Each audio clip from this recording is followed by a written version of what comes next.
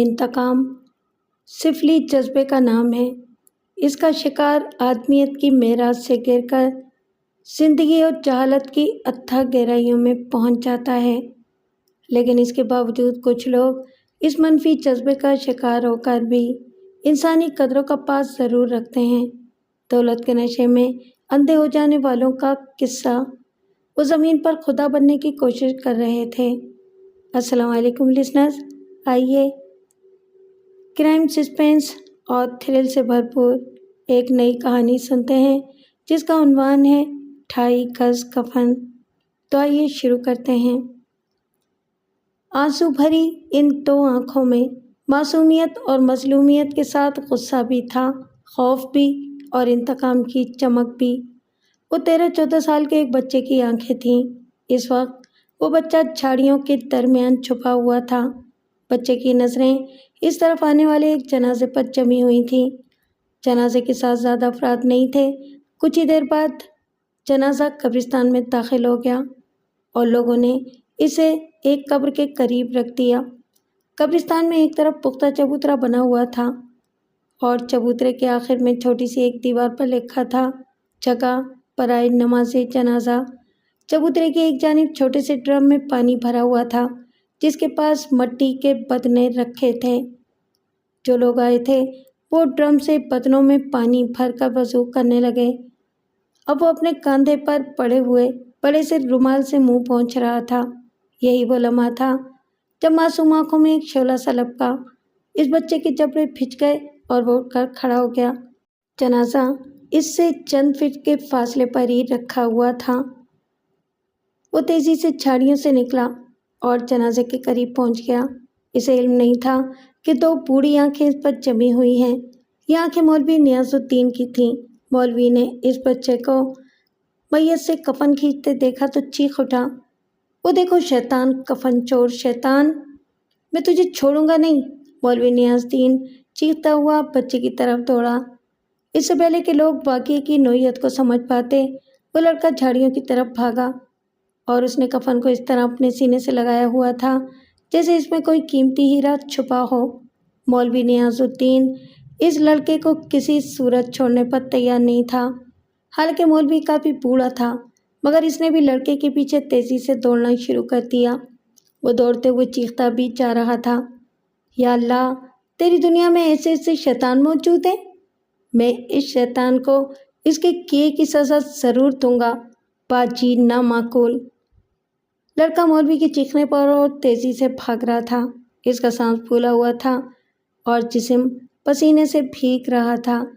جھاڑیاں عبور کر کے وہ ایک ٹیلے کی طرف دوڑنے لگا۔ لڑکا جلدی اس ٹیلے تک پہنچ کر اوپر چڑھنے لگا۔ قبرستان اب بہت پیچھے رہ گیا تھا۔ مولوی نیاز الدین کے پیچھے کوئی نہیں آیا تھا۔ وہ اب بھی چیختا ہوا لڑکے کے تعاقب میں آ رہا تھا۔ ٹیلے پر چڑھتے ہوئے اچانک لڑکے کو ٹھوکر لگی اور وہ لڑکھڑا کر منہ کے بل گرا۔ وہ چیخ اٹھا۔ لڑکے کی ناک سے اب خون بہنے لگا تھا۔ اس کے باوجود بھی اس نے کفن کو اب بھی سینے سے لگا رکھا تھا۔ مولوی نیاز الدین بھاگتا ہوا لڑکے کے قریب جا پہنچا۔ اس سے پہلے کہ مولوی اس کی گردن پکڑتا، وہ جھکائی دے کر پھر سامنے کی طرف بھاگنے لگا۔ اب لڑکا ٹیلے کی ڈھلان پر بھاگ رہا تھا۔ مولوی نیاز الدین ڈھلان پر بھاگتے ہوئے کافی دقت محسوس کر رہا تھا، پھر بھی اس کی رفتار لڑکے سے تیز ہو گئی تھی۔ وہ دوبارہ لڑکے کے قریب پہنچا۔ اس نے ہاتھ بڑھا کر پیچھے سے لڑکی کی قمیض کا کالر پکڑنا چاہا تھا کہ اس مرتبہ ایک پتھر سے اسے ٹھوکر لگی اور وہ کراہا۔ وہ اپنے جسم کا توازن برقرار نہ رکھ سکا اور گر پڑا۔ پھر وہ ڈھلان پر لڑھکتا چلا گیا۔ لڑھکتے ہوئے اس کا جسم کئی بڑے بڑے پتھروں سے ٹکرا کر رک گیا۔ مولوی کی آنکھوں کے آگے اندھیرا چھا گیا مگر اس نے ہمت نہ ہاری۔ اس کی پیشانی ایک پتھر سے ٹکرا کر لہو لہان ہو گئی تھی۔ پیشانی سے خون بہہ کر اس کی سفید داڑھی تک آ گیا تھا۔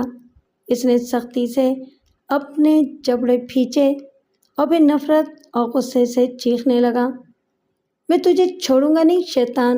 اس کے بعد مولوی کی نظر پتھر کے اوپر سے ہو کر ٹیلے کے نیچے میدان پر پڑی اور مولوی نیاز الدین خود بھی جیسے پتھر کا ہو گیا۔ اس کی نظروں نے ایسا ہی دل دہلا دینے والا منظر دیکھا تھا۔ سامنے میدان میں ایک جوان لڑکی کی لاش پڑی تھی۔ مولوی نے دوری سے دیکھ لیا کہ لڑکی کے جسم کا نچلا حصہ بے لباس اور لہو لہان تھا۔ لاش کے بالائی جسم پر ہلکے نیلے رنگ کی قمیض تھی، دوپٹہ غائب تھا۔ مولوی نیاز الدین نے اٹھتے ہوئے اس لڑکے کو دیکھا جس کا تعاقب کرتا ہوا وہ وہاں تک پہنچا تھا۔ لڑکے نے نیم برہنہ لڑکی کے جسم پر کفن ڈال دیا اور پھر لاش سے لپٹ کر رونے لگا۔ مولوی نیاز الدین اب اس لڑکے اور لاش کے قریب پہنچ چکا تھا۔ لڑکی کی لاش کے ہونٹ کچھ کھلے ہوئے تھے جس سے اس کے تو اوپری دانت نظر آ رہے تھے۔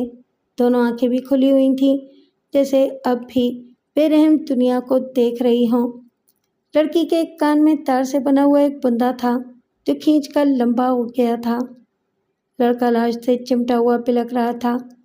باجی، باجی تم مجھے چھوڑ کر چلی گئیں باجی، اب میں اس دنیا میں کس کے سہارے زندہ رہوں گا، کیسے جیوں گا؟ مولوی نیاز الدین کا دل بھر آیا اور آنکھیں چھلک اٹھیں۔ یا اللہ مجھے معاف کر دینا۔ مولوی نیاز کے ہونٹ جیسے خود بخود حرکت کر رہے تھے۔ میں نے ایک فرشتے کو شیطان کہہ کر گناہ کیا ہے۔ پھر اس نے دونوں ہاتھ دعا کے لیے اٹھا لیے اور مرنے والی کے لیے مغفرت کی دعا کرنے لگا۔ قبر کے سرانے سلگتی ہوئی اگربتیوں سے دھواں اٹھ رہا تھا اور اس قبر کے قریب مولوی نیاز الدین اور وہی معصوم آنکھوں والا لڑکا کھڑا تھا۔ لڑکے کی مقتول بہن کی تجہیز و تکفین کا بندوبست مولوی نیاز الدین ہی نے کیا تھا۔ لڑکا جس میت کا کفن چرا کر بھاگا وہ واپس کر دیا گیا تھا۔ اگربتی کے اٹھتے ہوئے دھوئیں میں ان معصوم آنکھوں کو اپنی بہن کا چہرہ نظر آ رہا تھا۔ پھر اس کے کانوں میں اپنی مقتول بہن سمینہ کی آواز گونجی، میں آج جلدی کام سے واپس آ جاؤں گی راجا بھیا، آج میں تمہیں فلم دکھانے لے جاؤں گی، تم بہت دنوں سے فلم دیکھنے کا کہہ رہے ہو نا؟ مگر باجی آج تو چھٹی کا دن ہے، آج کیوں جا رہی ہیں کام پر؟ راجا نے پوچھا۔ اس لیے کہ چھٹی والے دن دگنی مزدوری ملتی ہے، لوگ تو اوور ٹائم کے لیے دعائیں مانگتے ہیں، سمینہ نے جواب دیا۔ میرے اوپر دوہری ذمہ داری ہے، اپنی بھی اور تمہاری بھی، تم ابھی چھوٹے ہو راجا اور میں تم سے 6-7 سال بڑی ہوں۔ امی ابو ہوتے تو مجھے کام پر جانے کی کوئی ضرورت نہ ہوتی، میں تمہیں خوب پڑھا کر بڑا افسر بناؤں گی، پھر جب تم کسی قابل ہو جاؤ تو میرے پیار کا قرض چکا دینا۔ یہ کہتے ہوئے سمینہ کی آواز پھرا گئی اور آنکھوں میں آنسو تیرنے لگے۔ آپ رو رہی ہیں باجی؟ آپ کی آنکھوں میں آنسو ہیں؟ یہ تو مستقبل کی خوشی کے آنسو ہیں جو ابھی سے میری آنکھوں میں آ گئے ہیں۔ میں ڈھیر سارا پیسہ کما کر تمہیں پڑھاؤں گی راجا بھیا۔ آپ شادی کیوں نہیں کرتی باجی؟ تم تو پاگل ہو، اس دنیا میں میرے سوا تمہارا کوئی نہیں ہے راجا، پھر میں تمہیں اکیلا چھوڑ کر کس طرح شادی کر سکتی ہوں؟ تم محلے والوں کی باتوں پر کان نہ دھرا کرو، پڑھ لکھ کر تم بڑے آدمی بن جاؤ گے تو میں شادی کر لوں گی۔ تم اگر اسی عمر میں میری محبت کا بدلہ مجھے دینا چاہتے ہو تو خوب محنت سے پڑھو، اچھے نمبروں سے پاس ہو کر دکھاؤ۔ میں خوب محنت کروں گا باجی، میں ساری کلاس سے زیادہ نمبر لوں گا۔ یہ سن کر سمینہ نے اس کا ماتھا چوم لیا، پھر اس نے ٹفن اٹھایا اور بولی، کہیں کھیلنے مت نکل جانا راجا۔ نہیں جاؤں گا باجی، گھر میں رہ کر پڑھتا رہوں گا، شام کو فلم دیکھنے چلیں گے، وعدہ؟ سمینہ نے پیار سے راجا کے سر پر ہاتھ پھیرا۔ میں 4 بجے تک واپس آ جاؤں گی۔ پھر وہ کمرے سے نکل گئی۔ بیٹا، اسی کے ساتھ کسی نے اس کے کاندھے پر ہاتھ رکھ دیا۔ وہ جیسے کوئی خواب دیکھتے دیکھتے جاگ اٹھا۔ نہیں نہیں، مجھے چھوڑ کر مت جاؤ باجی، راجا بڑبڑانے لگا، میں اس دنیا میں کس کے سہارے زندہ رہوں گا؟ تمہیں سہارا میں دوں گا میرے بیٹے۔ راجا نے پلٹ کر دیکھا، اس کے شانے پر ہاتھ رکھنے والا مولوی نیاز الدین تھا۔ میرے ساتھ چلو بیٹا، تمہیں یہ بوڑھا سہارا دے گا۔ نہیں، راجا نے مولوی کا ہاتھ اپنے شانے سے ہٹا دیا، پھر چیخ اٹھا، مجھے میری باجی چاہیے۔ اس کے بعد راجا ایک طرف دوڑتا چلا گیا۔ کچھ ہی دیر بعد راجا گھٹنوں کے بل زمین پر بیٹھا ہانپ رہا تھا۔ اس کی بے چین سرخ آنکھیں زمین کے اس حصے پر جمی ہوئی تھیں جہاں اس نے اپنی باجی کو لہو لہان اور نیم پرہنہ حالت میں پایا تھا۔ زمین کے اس حصے پر کہیں کہیں کالی مٹی کی پرت نظر آ رہی تھی۔ اسی مٹی میں سمینہ کا خون جذب ہوا تھا۔ مان راجہ سسکیاں بھرنے لگا، اس کی آنکھوں سے آنسو بہنے لگے۔ وہ زمین کے اس ٹکڑے پر زور زور سے ہاتھ مارنے لگا۔ اس کی حالت پاگلوں جیسی تھی۔ میری باجی کو کس نے قتل کیا؟ راجہ چیخنے لگا۔ میری باجی کو کس درندے نے نشانہ بنایا ہے؟ کس نے؟ بول، کون ہے میری باجی کا قاتل؟ ذرا ہی دیر میں وہ نڈھال سا ہو گیا۔ اس کے ہاتھوں کی انگلیوں سے ٹیسیں اٹھ رہی تھیں۔ وہ کرانے لگا۔ اسی وقت اس کی نگاہ مٹی میں پڑی چمکتی ہوئی ایک زنجیر پر پڑی۔ اس نے زنجیر اٹھا لی جو سونے کی معلوم ہوتی تھی۔ وہ زنجیر کو غور سے دیکھنے لگا۔ زنجیر سے چھوٹے گول پیسے کے برابر ٹکیا سی منسلک تھی جس پر عقاب کے سر کی تصویر ابھری ہوئی تھی۔ راجہ اسے گھورتا رہا، پھر اس نے وہ زنجیر اپنی مٹھی میں جکڑ لی۔ معلوم نہیں اسے کیوں یہ محسوس ہوا تھا کہ اس زنجیر سے سمینہ کے قتل کا کوئی نہ کوئی تعلق ضرور ہے۔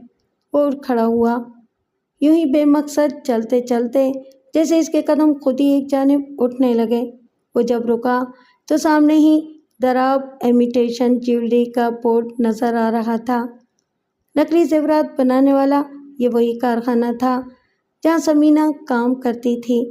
کارخانے کا گیٹ اس وقت بند تھا۔ سمینہ کی موت کے شوق میں آج کارخانے کی چھٹی تھی۔ اچانک گیٹ کا چھوٹا ذیلی دروازہ کھلا۔ اسی ذیلی دروازے سے کارخانے کا مالک دراب ایک پولیس انسپکٹر کے ساتھ باہر آیا۔ دراب کی عمر 40 سال کے قریب تھی۔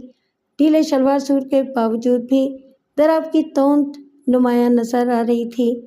وہ انسپکٹر سے دھیمی آواز میں باتیں کرتا ہوا اپنی کار کی طرف بڑھا جو گیٹ کی دائیں جانب کھڑی تھی۔ راجہ کی نظریں کارخانے کے مالک اور پولیس انسپکٹر ہی پر مرکوز تھیں۔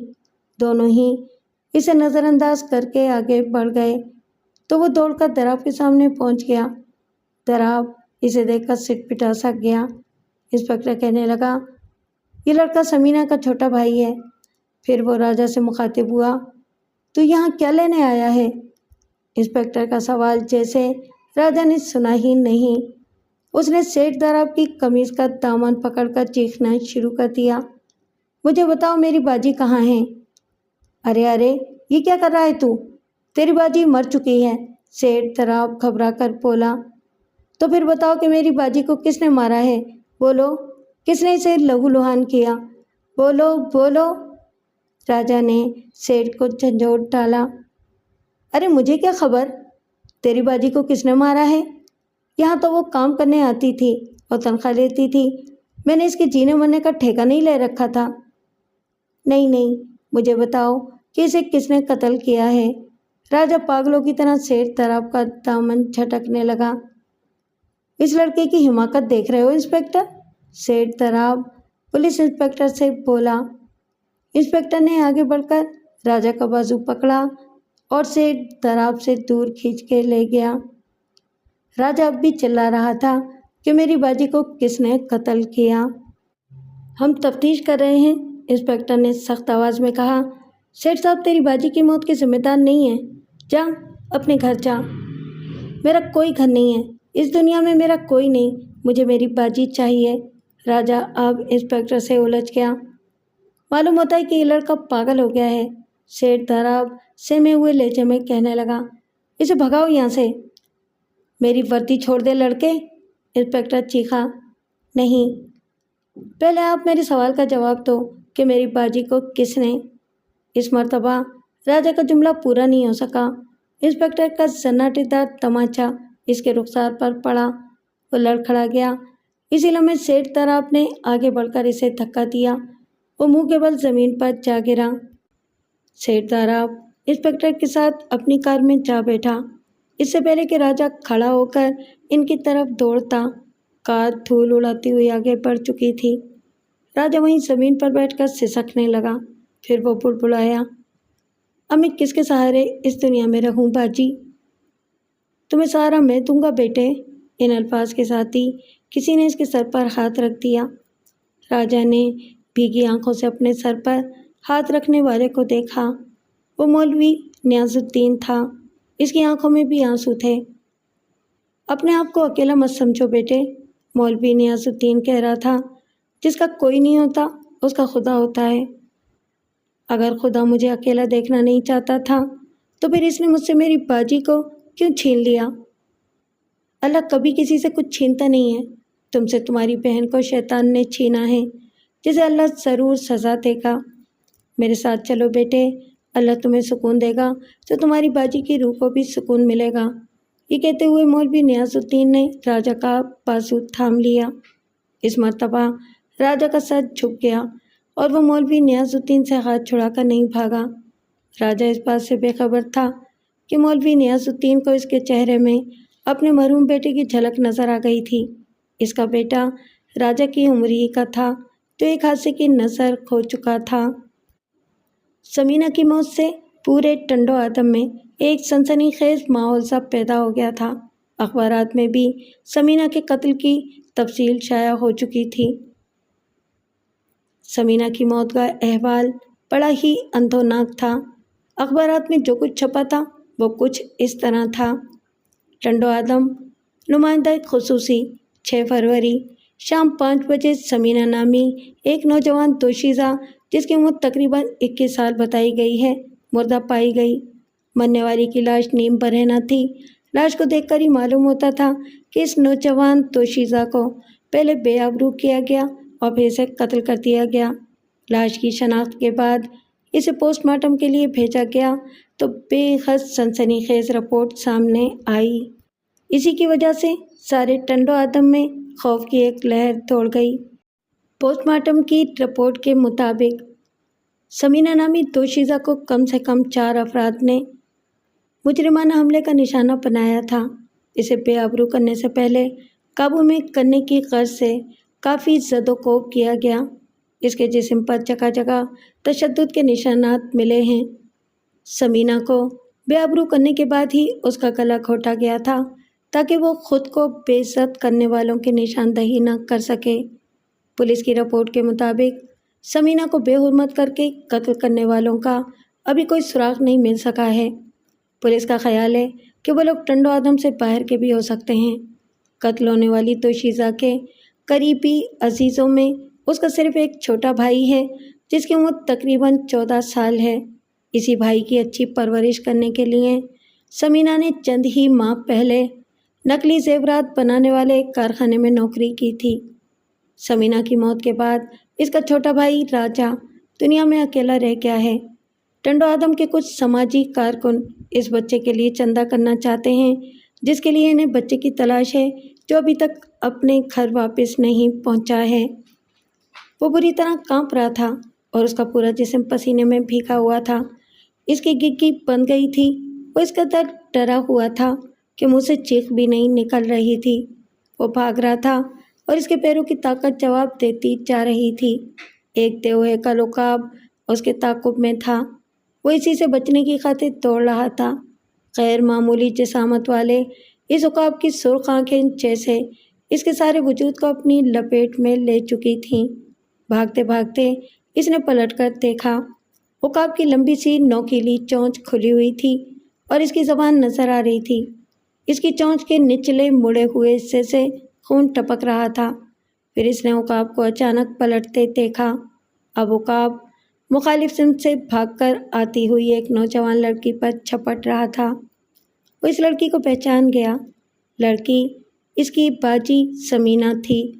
फिर वो उकाब लड़की के वजूद पर छा गया और हैरत अंगेज़ तौर पर लड़की के आधे चेहरे का हिस्सा बन गया। समीना का आधा चेहरा अब उकाब का था। समीना की एक आंख की जगह अब उकाब की खूनी आंख नज़र आ रही थी। उकाब की चोंच अब भी खुली हुई थी, जैसे खून टपक रहा था, जैसे इसने अभी अभी किसी को शिकार किया हो। मंजर इतना भयानक था कि गैर इरादी तौर पर इसके मुंह से चीख निकल गई। चीख की आवाज़ सुनकर मौलवी नियाज़ुद्दीन अपनी चारपाई पर उठ के बैठ गया। उसने लालटेन की धीमी धीमी रोशनी में चटाई पर बैठे हुए राजा को देखा। राजा का चेहरा पसीने से तर था। खौफ से उसका जिस्म कांप रहा था। इसके हाथों में एक सुनहरी चैन थी। क्या हुआ? क्या हुआ बेटे? मौलवी नियाज़ुद्दीन जल्दी से उठ खड़े हुए और राजा के पास पहुंच गए। وہ خونی عقاب، اس نے میری باجی پر حملہ کیا تھا، یہ کہہ کر راجہ رونے لگا۔ یا اللہ! مولوی نیاز الدین نے ٹھنڈا سانس بھرا۔ لگتا ہے کہ تو نے کوئی بھیانک خواب دیکھا ہے۔ روتے نہیں بیٹا، یہ تیرے ہاتھ میں کیا ہے؟ بابا، یہ زنجیر میری باجی کی نشانی ہے، یہ مجھے اس جگہ سے ملی تھی جہاں… راجہ نے سسکیاں لیتے ہوئے تفصیل بیان کر دی۔ اسے پھینک دے بیٹا، مولوی نیاز الدین نے زنجیر کا جائزہ لیتے ہوئے کہا۔ تو اسی کی وجہ سے ڈر گیا ہے، ویسے بھی یہ روڈ کوڈ کی معلوم ہوتی ہے۔ نہیں بابا، میں زنجیر کو نہیں پھینکوں گا، یہ کہتے ہوئے راجہ نے زنجیر کو اپنے دائیں بازو سے باندھ لیا۔ مجھے کہیں سے میری باجی لا دو بابا، راجہ ضد کرنے لگا۔ نجمہ بھی تیری ہی طرح ضد کرتی تھی کہ میں کہیں سے اس کے بھائی جان کو لا دوں۔ بوڑھے نیاز الدین کی آواز بھرا گئی۔ اے اللہ، مجھے یوں محسوس ہوتا ہے کہ میرے کمال الدین کو تو نے واپس کر دیا ہے۔ راجہ ایک ٹک بوڑھے کو دیکھے جا رہا تھا جو اب کہہ رہا تھا، تجھے اپنی بہن چاہیے بیٹا؟ ہاں بابا، مجھے اپنی بہن چاہیے، راجہ نے تیزی سے اقرار میں سر ہلایا۔ اور میری بیٹی نجمہ کو اپنا بھائی جان چاہیے، نیاز الدین نے بتایا۔ میری بیٹی نجمہ کراچی میں اپنی خالہ کے پاس رہتی ہے، تجھ سے وہ بس 2 سال چھوٹی ہوگی۔ جس طرح تو ضد کرتا ہے وہ بھی یہی ضد کرتی تھی کہ اسے اس کا بھائی جان چاہیے۔ نیاز الدین کی آنکھوں میں آنسو آ گئے اور وہ بھرائی ہوئی آواز میں کہنے لگا، تیری ہی عمر کا بیٹا تھا میرا، کچھ تجھ سے اس کی شکل بھی ملتی ہے۔ کمال نام تھا اس بے وفا کا جو ہمیں اکیلا چھوڑ گیا۔ اسی کے غم میں اس کی ماں مر گئی۔ اس منحوس دن کو میں کبھی نہیں بھول سکتا جب کمال کو ایک ٹرک نے کچل دیا تھا۔ نجمہ اور کمال کو یہاں سے گھمانے میں کراچی لے گیا تھا۔ وہاں ہم کلفٹن کی سیر کر کے واپس آ رہے تھے کہ ایک ٹرک نے میرے کمال کو کچل دیا۔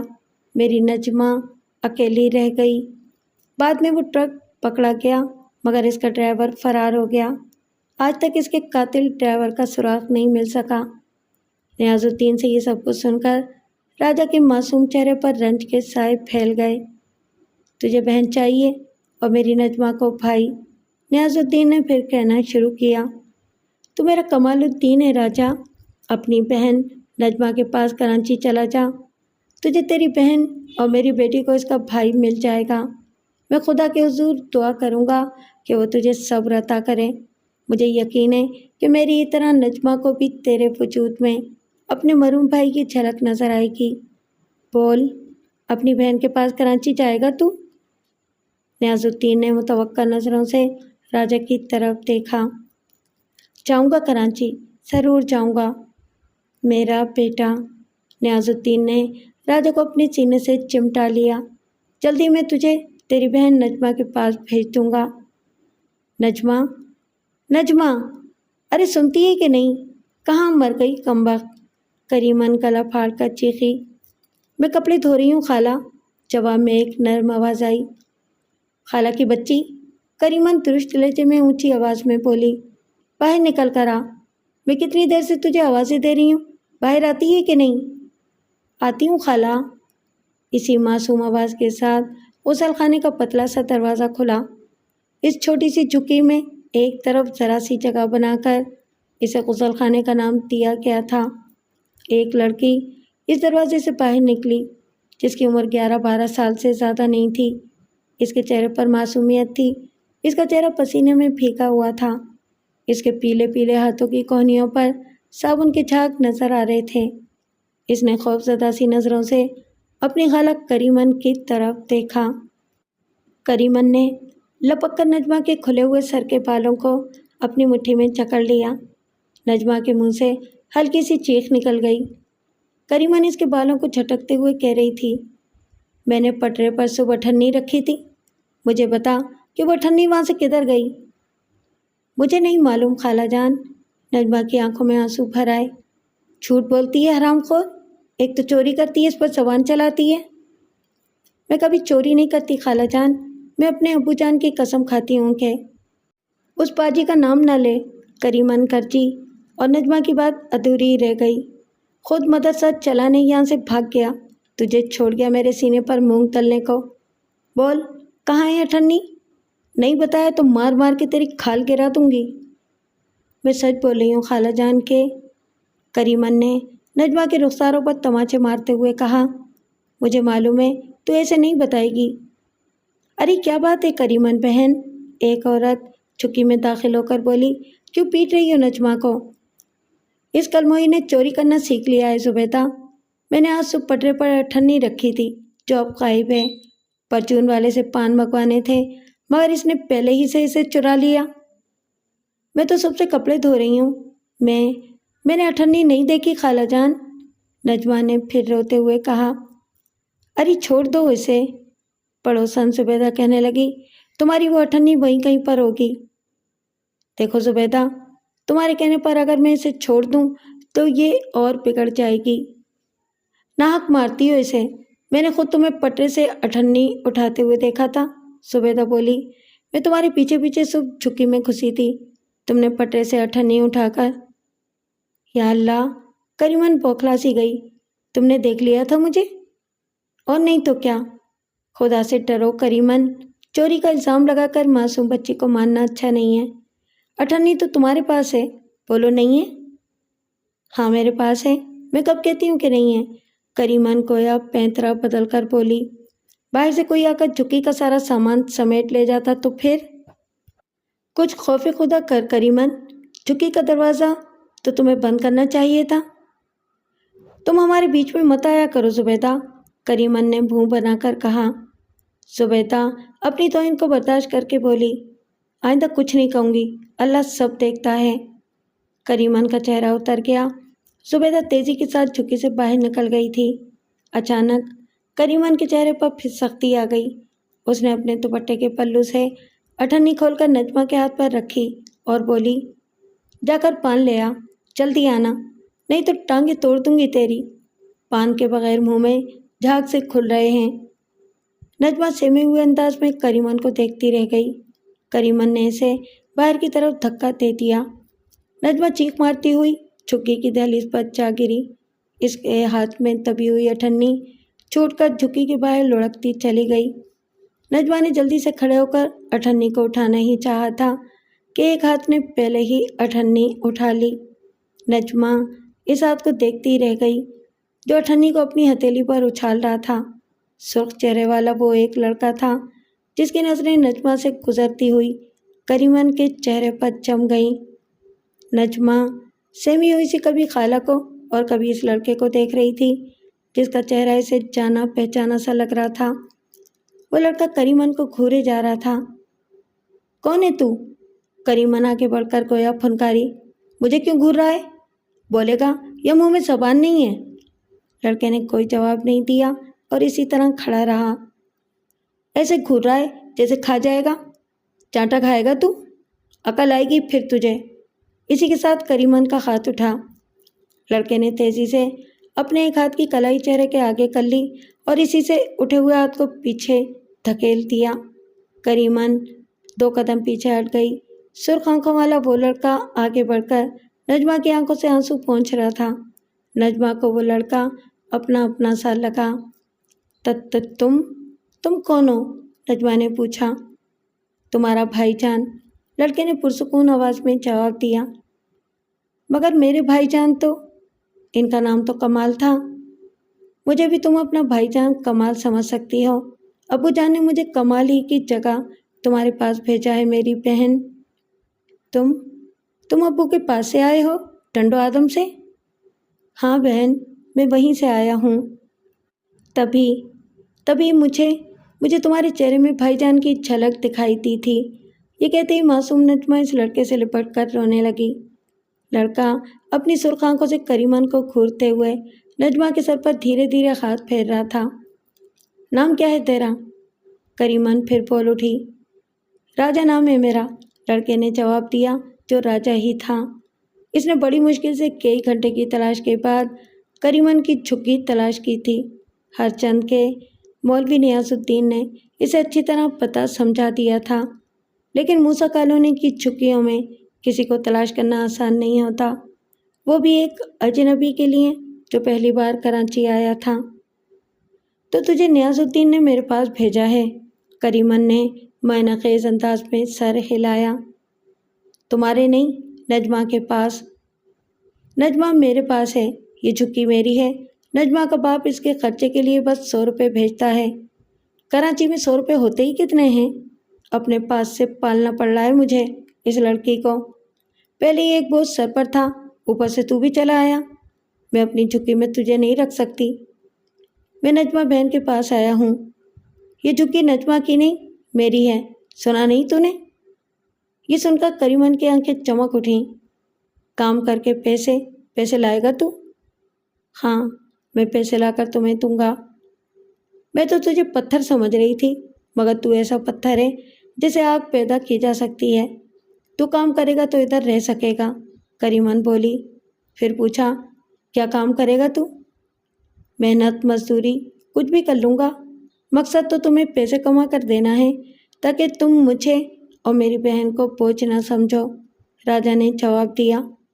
لالچی کریمن کی آنکھیں چمکنے لگیں۔ پھر اس نے کہا، تجھے میں مزدوری پر لگواؤں گی، فکر نہ کر۔ راجا کے سر پر مچھلیوں سے بھرا ہوا ٹوکرا تھا۔ ٹوکرے میں برف کے ٹکڑے بھی رکھے تھے۔ ٹوکرے کے پیندے سے مچھلیوں کو بھگوتا ہوا برف کا سڑانت بھرا پانی ٹپک ٹپک کر راجا کے جسم کو بھگو رہا تھا۔ پانی کی بدبو سے راجا کو اپنا دم گھٹتا محسوس ہو رہا تھا۔ ٹوکرے کے وزن سے اس کے پاؤں کانپ رہے تھے، پھر بھی وہ مضبوطی کے ساتھ قدم اٹھاتا ہوا مچھلی بازار کی بھیڑ کو چیر کر سڑک پر آ چکا تھا، ادھر رکشے کی طرف چلنے کا۔ راجا کے ساتھ چلتے ہوئے میمن نے فٹ پاتھ کے ساتھ کھڑے ہوئے ایک رکشے کی طرف اشارہ کیا۔ راجا ٹوکرا سنبھالے رکشے کے قریب پہنچ گیا۔ مچھلیوں کے مالک نے اس کے سر سے ٹوکرا اتروایا، پھر اس نے راجو کی مدد سے ٹوکرے کو رکشے کی سیٹ کے نیچے پھنساتے ہوئے راجا کو 2 روپے کا نوٹ تھما دیا۔ رکشے والے سے وہ پہلے ہی کرایہ طے کر چکا تھا۔ راجا نے اپنے بالوں سے مچھلی کا گندا پانی چھٹکتے ہوئے 2 روپے کا نوٹ تھام لیا، پھر اس کے قدم واپس مچھلی بازار کی طرف مڑ گئے۔ یہ موسیٰ کالونی ہی کا مچھلی بازار تھا جو تقریباً 2000 گز کے پلاٹ پر تھا۔ مچھلی بازار کے اطراف میں جھگیوں کے بعد بڑے بڑے مکانات بھی بنے ہوئے تھے۔ وہیں سے ایک سڑک کریم آباد کی طرف آتی تھی۔ مچھلی بازار ہی کی ایک جانب چھوٹی سی ایک دیوار بنی ہوئی تھی۔ یہ دیوار بازار کی بھیڑ بھاڑ سے ذرا الگ ہٹ کر تھی۔ راجا اس پر پیر لٹکا کر بیٹھ گیا۔ اس کا ارادہ کچھ دیر آرام کرنے کا تھا، کیونکہ وہ بوجھ ڈھوتے ڈھوتے خاصا تھک گیا تھا۔ اس نے اب تک کمائے ہوئے سارے ہی نوٹ اپنی انٹی میں اڑس رکھے تھے۔ راجا اپنی انٹی سے نوٹ نکال کر گننے لگا۔ وہ پورے 21 روپے تھے۔ نوٹ گن کر اسے عجیب سی خوشی محسوس ہوئی۔ نوٹوں کو وہ دوبارہ انٹی میں اڑسنے والا تھا کہ 3-4 آوارہ گرد سے لڑکے اس کی طرف تیزی سے بڑھے۔ انہی میں سے ایک لڑکے نے راجا کے نوٹوں والے ہاتھ کی کلائی پکڑ لی۔ یہ نوٹ اپن کو دے سالے، لڑکے نے راجا کو مخاطب کیا۔ محنت کر کے یہ روپے میں نے کمائے ہیں، میں تمہیں ہرگز نہیں دوں گا، راجا نے جواب دیا۔ اپن لوگ کو نہیں جانتا تو؟ اپن ادھر تیرے جیسے لڑکا لوگ سے روز کمیشن لیتا ہے، لڑکا اکڑ کر بولا۔ کیسا کمیشن؟ راجا نے پوچھا۔ ادھر مچھلی ڈھونے کا دھندا کرنے والا کمیشن، لڑکے نے بتایا۔ میں تو تمہیں کمیشن نہیں دوں گا، راجا نے سخت لہجے میں کہا۔ تمہیں پیسے چاہیے تو میری طرح مچھلی ڈھونا شروع کر دے۔ سالا پیسہ کمانے کی عقل دیتا ہے، وہ لڑکا ہنس کر اپنے ساتھیوں سے کہنے لگا۔ سالے کا دل مار کھانے کو چاہتا ہے۔ میرا ہاتھ چھوڑو، راجا نے اپنے نوٹوں کی بند مٹھی والا ہاتھ جھٹکا دے کر چھڑا لیا۔ مارو سالے کو، ان لڑکوں میں سے ایک چیخا۔ پھر وہ چاروں راجا پر لاتیں اور گھوسے برسانے لگے۔ راجا پٹتے ہوئے کرانے لگا۔ وہ دیوار سے لڑک کر دوسری طرف جا گرا۔ چاروں لڑکوں نے اس کے اوپر چھلانگ لگا دی۔ وہ راجا کو بری طرح مار رہے تھے، مگر راجا اپنی بند مٹھی کو نہیں کھول رہا تھا۔ اس کی ناک سے خون بہنے لگا۔ وہ بس پٹتا جا رہا تھا۔ اے لڑکو، چھوڑو اسے، ایک مردانہ آواز گونجی۔ کئی افراد دیوار پھاند کر راجا کی مدد کو آ گئے تھے۔ وہ سبھی مچھلی بازار میں دکان لگانے والے تھے۔ चारों लड़कों से मार खाते हुए भी राजा की वो मुट्ठी ढीली नहीं पड़ी थी जिसमें नोट थे। दुकानदारों को देखकर चारों लड़के झुग्गियों की तरफ भाग निकले। राजा अपने लहूलुहान चेहरे को आस्तीन से पोंछता हुआ खड़ा हो चुका था। इसके करीब पहुंचने वाले अफराद में से एक शख्स तकरीबन 40 साल का था। सर पर खिचड़ी बाल थे। वो क्यों मार रहे थे? इस शख्स ने राजा से दरियाफ्त किया। मेरे पैसे छीन रहे थे, राजा ने भोलपन से जवाब दिया। ये पैसे मैंने मछलियाँ ढोकर कमाए हैं। बड़ी हिम्मत वाला लड़का है ये करीम चाचा, एक शख्स आगे आकर बोला। बेचारा सबसे मछलियाँ ढो रहा है। उम्र ही क्या है अभी? नाम क्या है तेरा? अधेड़ उम्र करीम ने पूछा। राजा नाम है इसका, एक शख्स ने बताया। करीमन की झुग्गी में यहीं मूसा कॉलोनी में रहता है। टंडो आदम से आया है। आज से करीमन मुझसे बोलकर गई थी कि इसका ख्याल रखूं। तो नया नया कराची आया है राजा, और आते ही धंधे से भी लग गया। धंधा करना बुरा कब होता है? बिल्कुल बुरा नहीं होता। तू नाम ही का राजा नहीं, सूरत से भी राजा मालूम होता है। वो लड़के इधर बदमाशी करते हैं, ग्राहकों की जेबें तक काट लेते हैं, दुकानों और पथारों से मछलियाँ भी चुरा लेते हैं और मारपीट से भी पास नहीं आते। आप लोग तो बड़ी उम्र वाले हैं, फिर भी वो आप लोगों से नहीं डरते। वो बदमाश हैं बेटा, तो इनसे बचकर ही रहना।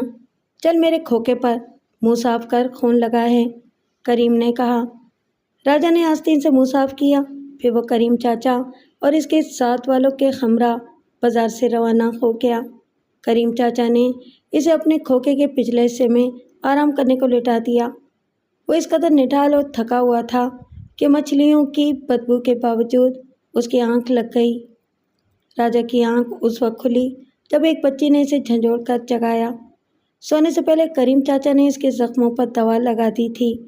इस तरह जगाए जाने पर राजा ने इस लड़की को घूर कर देखा जिसकी उम्र 8 या 9 साल थी। कौन है रीतू? राजा ने इस लड़की से सवाल किया। रानी। कौन रानी? पर तू बताना कि तू कौन है? मैं राजा हूँ। ये सुनकर लड़की हंस पड़ी। हंसती क्यों है? राजा भिखारी जैसे गंदे कपड़े पहनता है, फिर भी अपने आप को राजा बोलता है। ये कपड़े मछली के पानी से गंदे हुए हैं, राजा ने वजाहत की। इसे अपन को क्या लेना? अपन को देख, किधर से भी कपड़ा गंदा नहीं। तू मछली ढोएगी ना तो मालूम पड़ेगा। करीम चाचा अपन को मछली से दूर दूर रखता है, समझा? ये तेरे को मार लगी है ना? लड़की ने राजा के सूजे हुए चेहरे को देखकर हमदर्दी से कहा। तुझे क्या? राजा मुंह फेर कर बोला। मुझे सोने दे, ये खोखा अपन का है। राजा ने लड़की को घूर कर देखा, फिर वो उठकर चलने लगा। किधर जाता है? लड़की ने हाँक लगाई। उधर जहाँ तेरा खोखा नहीं होगा, वहाँ मुझे सोने की जगह तो मिल जाएगी। राजा रुक कर कहने लगा। फिर मार खाएगा क्या? वो बदमाश लड़के तेरे को फिर मारेंगे। लड़की बोली तो राजा के चपले भिज गए। लड़की ने मजीद कहा। अपन के ऊपर गुस्सा करता है क्या? गुस्सा करने का था तो इन बदमाश छोकरों पर करता। इधर तो मार खाता रहा और इधर आके गुस्सा दिखाता है। लड़की धीरे से हंसी। लगता है नया नया इधर आया है। इधर तेरे को वट से रहना मांगता है, नहीं तो तेरे को इधर कोई भी धंधा नहीं करने देगा। अरे राजा, अपन के पास बैठ ना, अपन तेरे को अच्छी अच्छी बात बोलेगा। इधर डरने का नहीं, समझा? अगर डरेगा तो राजा नहीं रहेगा। राजा रहने का है तो डरने का नहीं। राजा इस लड़की की सूरत देखता रह गया जो इसे नसीहत कर रही थी। अपन किसी से नहीं डरता है। अपन को कोई एक चांटा मारता है तो अपन इसको 2 चांटे जड़ देता है, रानी कह रही थी। राजा फिर वहाँ रुके बगैर एक तरफ बढ़ता चला गया। रानी इसे आवाज़ें देती रह गई।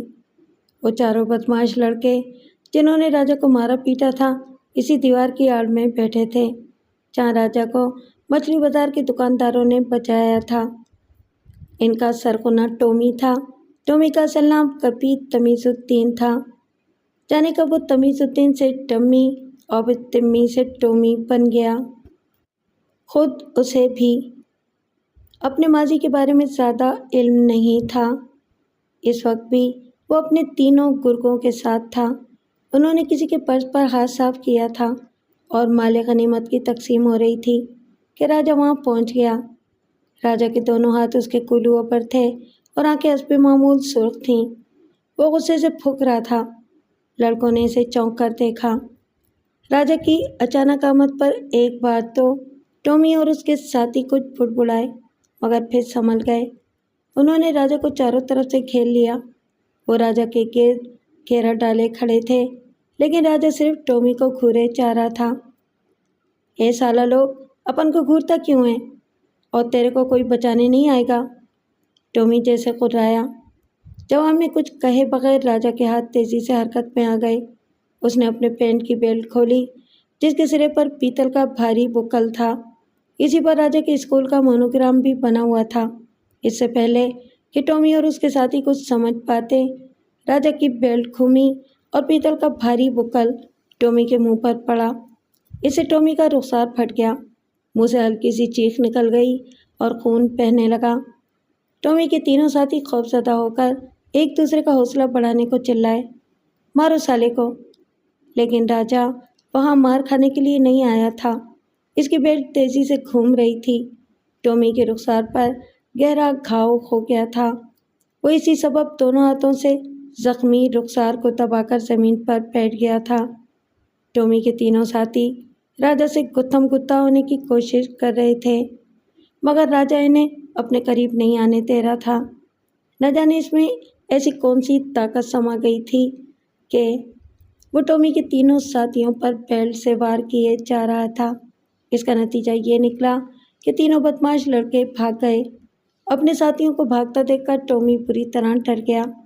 وہ بھی اپنا زخمی رخسار دبائے ہوئے اٹھ کر بھاگا مگر راجا نے اس کی دونوں ٹانگوں کے درمیان اپنی ایک ٹانگ پھنسا دی۔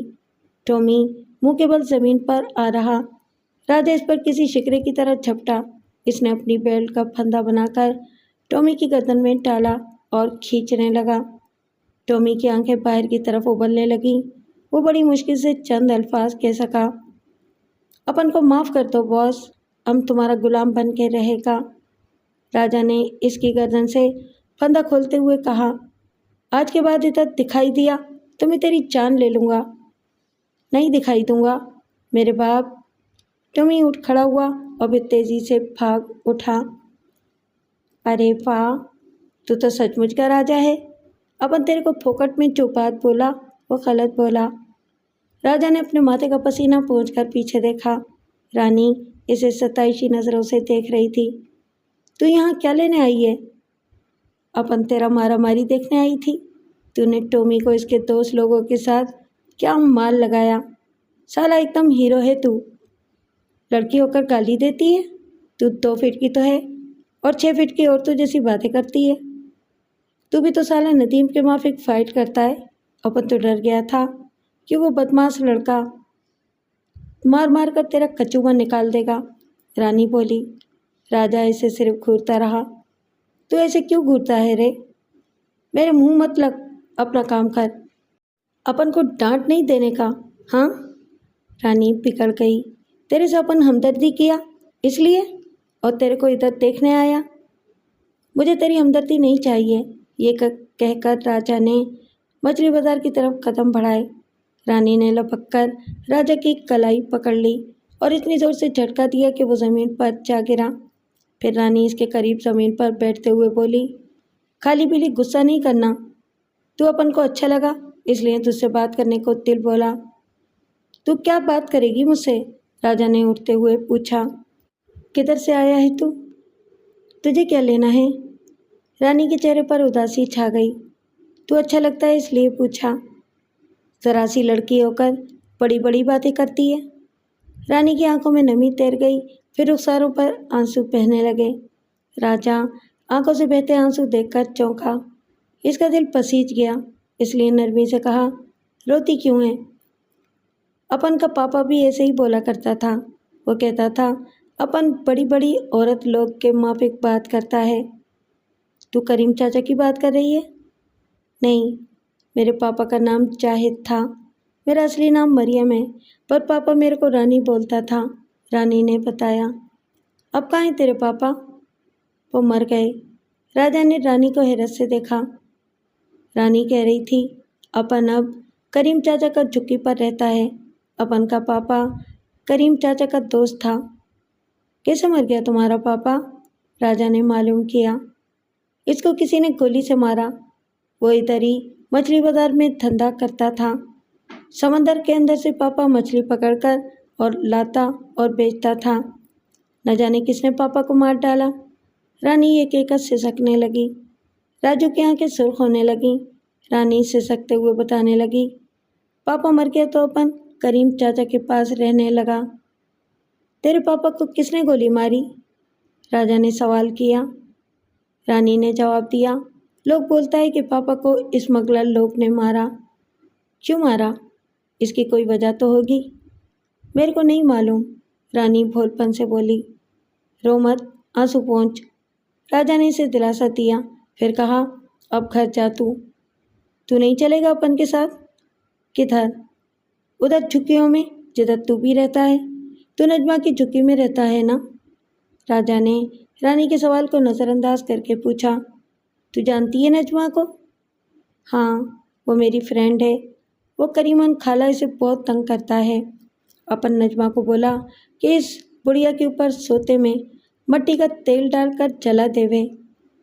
ایسی باتیں نہیں کرتے۔ کیوں نہیں کرتے؟ وہ نجمہ کا خالہ ہے، پھر بھی اسے دشمن کی طرح رکھتا ہے۔ کریم چاچا تو اپن کا کچھ نہیں لگتا، پھر بھی وہ میرے کو بہت خوش رکھتا ہے۔ تو میری بولی نہیں سمجھ سکتا، اس لیے اپن سنبھل کر بولتا ہے۔ رانی کو اتنی دیر بعد احساس ہوا کہ وہ کتنی دیر سے اردو کی گردن پر چھری پھیر رہی ہے۔ تو جیسا بول رہی ہے بول، میں تیری بات سمجھ رہا ہوں، راجا نے اسے شرمندگی سے بچانے کے لیے کہہ دیا۔ پھر بولا، اب نجمہ بھی خوش رہے گی۔ میری موجودگی میں کوئی نجمہ پر ظلم نہیں کر سکتا۔ وہ میری بہن ہے، میں اسے خوش رکھوں گا۔ راجا سے یہ سن کر رانی کی آنکھوں میں چمک سی آ گئی۔ نوٹوں کو تاش کے پتوں کی طرح پھیلا کر کریمن نے انہیں خوشی اور حیرت سے دیکھا۔ روز کی طرح راجا نے دن بھر کی کمائی اس کے سامنے رکھ دی تھی۔ کریمن نے نوٹوں کو سمیٹ کر اپنی جیب میں رکھنا چاہا تو راجا نے 5 روپے کا ایک نوٹ کھینچ لیا۔ کچھ دیر پہلے تک کریمن کے چہرے پر جو خوشی کا تاثر تھا، غصے میں بدل گیا۔ وہ سخت لہجے میں بولی، یہ نوٹ کیوں کھینچ لیا میرے ہاتھ سے؟ یہ نجمہ بہن کے لیے خالہ جان۔ تو کون ہوتا ہے نجمہ کا خیال رکھنے والا؟ کریمن نے تنک کر کہا، میں اس کا بھائی ہوں۔ راجا بدستور نرمی سے بات کر رہا تھا۔ ذرا سا لونڈا باتیں کرتا ہے نانا دادا جیسی۔ ابھی تو میں صرف باتیں کرتا ہوں خالہ، یعنی میری زبان چلتی ہے، ہاتھ تو نہیں چلاتا۔ راجا کی آواز میں معنی خیزی آ گئی۔ بڑھیا کریمن بھی ایک خاک تھی۔ راجا کی تیور بھانپ گئی، کہنے لگی، کیا بولا تو؟ کیا تو مجھ پر ہاتھ چلائے گا؟ تو مجھے جانتا نہیں ہے ابھی، تیری ٹانگیں توڑ دوں گی میں۔ ایک تو اپنی جھکی میں رکھا ہے، اوپر سے دھونس جما رہا ہے۔ راجا کی قوت برداشت جواب دینے لگی اور وہ چیخ اٹھا، نجمہ، نجمہ۔ جی بھائی جان، جواب میں چکی کے دوسرے حصے سے نجمہ کی آواز آئی۔ پھر وہ دوڑ کر راجا کے قریب پہنچ گئی۔ راجا نے نرمی سے نجمہ کا ہاتھ تھام کر اپنے قدم چکی کے دوسرے حصے کی طرف بڑھائے تو کریمن نے راستہ روک کر پوچھا، کہاں جا رہا ہے تو؟ کہیں بھی۔ راجا نے کریمن کی آنکھوں میں آنکھیں ڈال دیں۔ یہ میری چھوٹی بہن ہے اور میرے ساتھ ہی رہے گی۔ میں اتنا کما لیتا ہوں کہ 2 تو کیا 4 افراد اس سے پیٹ بھر کے کھا سکتے ہیں۔ خالہ، ہم دونوں کہیں بھی رہ کر چین سے 2 وقت کی روٹی کھا لیں گے۔ 2 مہینے میں ہی تجھے کراچی کی ہوا لگ گئی؟ غنڈوں اور کنگلوں جیسی زبان بولنے لگا ہے تو؟ زمانہ جو سکھائے گا وہی زبان تو بولوں گا خالہ نا۔ سختی سے کام نہ چلا تو کریمن نے دوسرا داؤ آزمایا۔ بولی، لیکن بیٹا تو یہاں کیوں نہیں رہتا؟ تیری ہی تو جھکی ہے۔ ارے اگر میں نجمہ کو تھوڑا سا ڈانٹ دیتی ہوں تو؟ نجمہ میری بہن ہے خالہ، اس پر جو بھی ظلم توڑے گا میں اس کی گردن توڑ دوں گا۔ اس پر کریمن سہم کر رہ گئی اور کہنے لگی، میں کچھ نہیں کہتی اور کچھ نہیں بولوں گی اس سے آج کے بعد، لیکن کام کرنے کے لیے تو بولنا ہی پڑتا ہے نا بیٹا۔ کام میں کروں گا، پسینہ میں بہاؤں گا۔ تو پھر میں کچھ نہیں بولوں گی۔ کریمن خون کا گھونٹ پی کر اندر کی طرف بڑھ گئی۔ بھائی جان، نجمہ کی آنکھوں میں آنسو بھر آئے۔ وہ راجا کے سینے سے لگ کر رونے لگی۔ اللہ تمہیں خوش رکھے راجا، ایک نسوانی آواز عقب سے آئی۔ راجا نے مڑ کر جھکی کے دروازے کی طرف دیکھا۔ وہاں پڑوسن زبیدہ کھڑی تھی۔ راجا نے کہا، آئیں چچی۔ نجمہ اس عرصے میں ذرا پیچھے ہٹ گئی۔ تو اس معصوم بچی کے لیے فرشتہ بن کر آیا ہے راجا۔ راجا کا لہجہ بدل گیا۔ پھر تو میں شیطان سے بھی ٹکر لے سکتا ہوں۔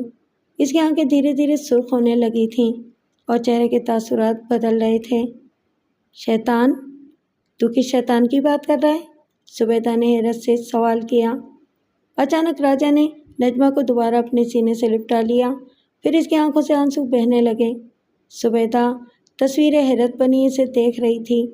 اس کی سمجھ میں نہیں آ رہا تھا کہ راجا کو ایک یہ کیا ہو گیا ہے۔ راجا کا جسم واضح طور پر کانپ رہا تھا۔ یوں لگتا تھا جیسے اس پر کوئی دورہ پڑ گیا ہو۔ وہ بھرائی ہوئی آواز میں کہہ رہا تھا، میں شیطانوں کو تلاش کروں گا باجی، ڈھونڈوں گا انہیں۔ راجا، راجا! زبیدہ نے آگے بڑھ کر راجا کو جھنجھوڑ دیا۔ راجا نے چیختے ہوئے کہا، کیا ہوا تجھے؟ یوں لگ رہا تھا جیسے وہ زبیدہ سے مخاطب ہو۔ کچھ بھی نہیں، زبیدہ گھبرا گئی۔ نجمہ بھی سہم کر دور ہٹ گئی۔ چند لمحے خاموشی طاری رہی۔ کوئی بھی کچھ نہیں بولا اور پھر خود بخود راجا کے چہرے کا تاثر بدل گیا۔ اب وہ بولا تو گویا ہوش میں تھا، جوش غائب ہو چکا تھا اور اس کی آواز میں نرمی تھی۔ مجھے اپنی باجی یاد آ گئی تھی، یہ کہہ کر وہ چکی کے دروازے کی طرف بڑھ گیا۔ نہ زبیدہ کچھ سمجھی نہ نجمہ، دونوں اس وقت تک راجا کو جاتے دیکھتی رہیں جب تک وہ نظر آتا رہا۔ جھگی کے دوسرے حصے میں موجود کریمن نے اپنے کانوں میں تیل ڈال لیا تھا، یوں جیسے سن کر بھی کچھ نہ سنا ہو، ورنہ راجا کے چیخنے کی آواز اس نے سن لی تھی۔ وہ بری طرح ہانپ رہا تھا، اس کا سارا جسم پسینے سے شرابور ہو رہا تھا۔ وہ دوڑتے دوڑتے اس کے پاؤں دکھنے لگے تھے۔ اسے محسوس ہو رہا تھا جیسے وہ کسی بھی لمحے زمین پر نڈال ہو کر گر پڑے گا۔ اس کی طاقت جواب دے رہی تھی، پھر بھی وہ بھاگتا جا رہا تھا۔ اس کے قدم بھاری ہو رہے تھے، جیسے وہ کیچڑ بھرے کھیت میں بھاگ رہا ہو۔ اس نے خوفزدہ نظروں سے گردن گھما کر پیچھے دیکھا تو کھکی بند گئی۔ وہ چیخنا چاہتا تھا مگر حلق میں کوئی گولا سا اٹک گیا۔ خوفناک اور دیو ہیکل عقاب اب بھی اس کے تعاقب میں تھا۔ راجا نے اب مزید توڑنے کا فیصلہ کیا۔ دوڑتے دوڑتے وہ ایک اونچے پہاڑ کی چوٹی پر پہنچ گیا۔ اب وہ ایک قدم بھی آگے نہیں بڑھا سکتا تھا۔ اس نے ڈرتے ڈرتے ایک بار پھر مڑ کر دیکھا۔ عقاب، جسے اس نے بہت پیچھے چھوڑ دیا تھا، دوبارہ قریب آ چکا تھا۔ عقاب کے بڑے بڑے پنجوں کو دیکھ کر اسے یوں لگا جیسے یہ نوکیلے پنجے ابھی چند لمحے میں اس کی شہرگ میں اتر جائیں گے۔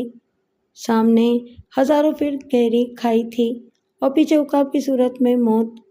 اس عقاب سے بچنے کے لیے وہ ابھرے ہوئے ایک پتھر سے دوسری طرف لٹک گیا، مگر کچھ ہی دیر میں اس کی انگلیاں پھسلنے لگیں۔ اسے اپنا بھیانک انجام نظر آنے لگا اور پھر وہی ہوا جس کا اسے خطرہ تھا۔ اس کا جسم گہری کھائی میں گرتا جا رہا تھا اور وہ چیخ اٹھا، بھائی جان، بھائی جان! راجا کی چیخ سن کر نجمہ جھگی کے اندرونی حصے سے بھاگتی ہوئی قریب آ گئی۔ راجا کا سانس پھولا ہوا تھا، چہرے پر پسینے کے قطرات نظر آ رہے تھے۔ اس کی سرخ آنکھیں ایک زنجیر پر جمی ہوئی تھیں جو انگلیوں میں جھول رہی تھی۔ اس زنجیر کا رنگ اب کالا پڑ چکا تھا جو کبھی سنہرا تھا۔ وہ مسلسل اسی زنجیر کو گھورے جا رہا تھا۔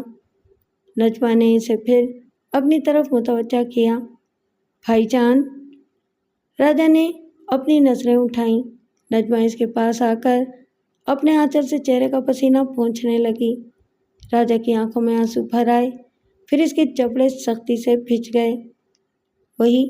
وہی خواب دکھائی دیا ہوگا آپ کو، عقاب والا خواب؟ نجمہ نے تصدیق کر دی۔ ہاں نجمہ، راجا نے دھیرے سے اقرار میں سر ہلایا۔ اس زنجیر کو آپ پھینک کیوں نہیں دیتے؟ اسی وجہ سے آپ کو ڈراؤنے خواب نظر آتے ہیں۔ اس زنجیر کی وجہ سے وہ عقاب آپ کا پیچھا کرتا ہے بھائی جان۔ برسوں ہو گئے آپ اس زنجیر کو اپنے پاس سنبھال کر رکھے ہوئے ہیں، آخر کیوں؟ یہ زنجیر نہیں ہے نجمہ، میری باجی کی بھٹکتی ہوئی بے چین روح ہے۔ لڑکپن سے جوانی کے ان لمحات تک اس عقاب نے نہ جانے کتنی بار میرے جسم کو نوچا ہے۔ میں جانتا ہوں کہ وہ مجھ سے کیا چاہتا ہے۔ کیا؟ نجمہ نے بے ساختہ پوچھا۔ یہ کہ میں قرض ادا کروں، ثمینہ باجی سے محبت کا قرض۔ باجی کے الفاظ اب بھی میرے کانوں میں گونجتے رہتے ہیں۔ جب تم کسی قابل ہو جاؤ تو میرے پیار کا قرض چکا دینا۔ اب میں جوان ہو گیا ہوں نجمہ، اس قابل ہو گیا ہوں کہ شیطانوں سے اپنی بہن کی بے چین روح کا انتقام لے سکوں۔ برسوں پہلے جو کچھ ہو چکا ہے بھائی جان، آپ اسے اپنی جی کا روگ کیوں بنائے ہوئے ہیں؟ نجمہ اسے سمجھانے لگی۔ جو کچھ ہو گیا ہے اسے کون بدل سکتا ہے؟ میری مجبوری ہے کہ میں باجی کی لہو لہان لاش کو نہیں بھول سکتا۔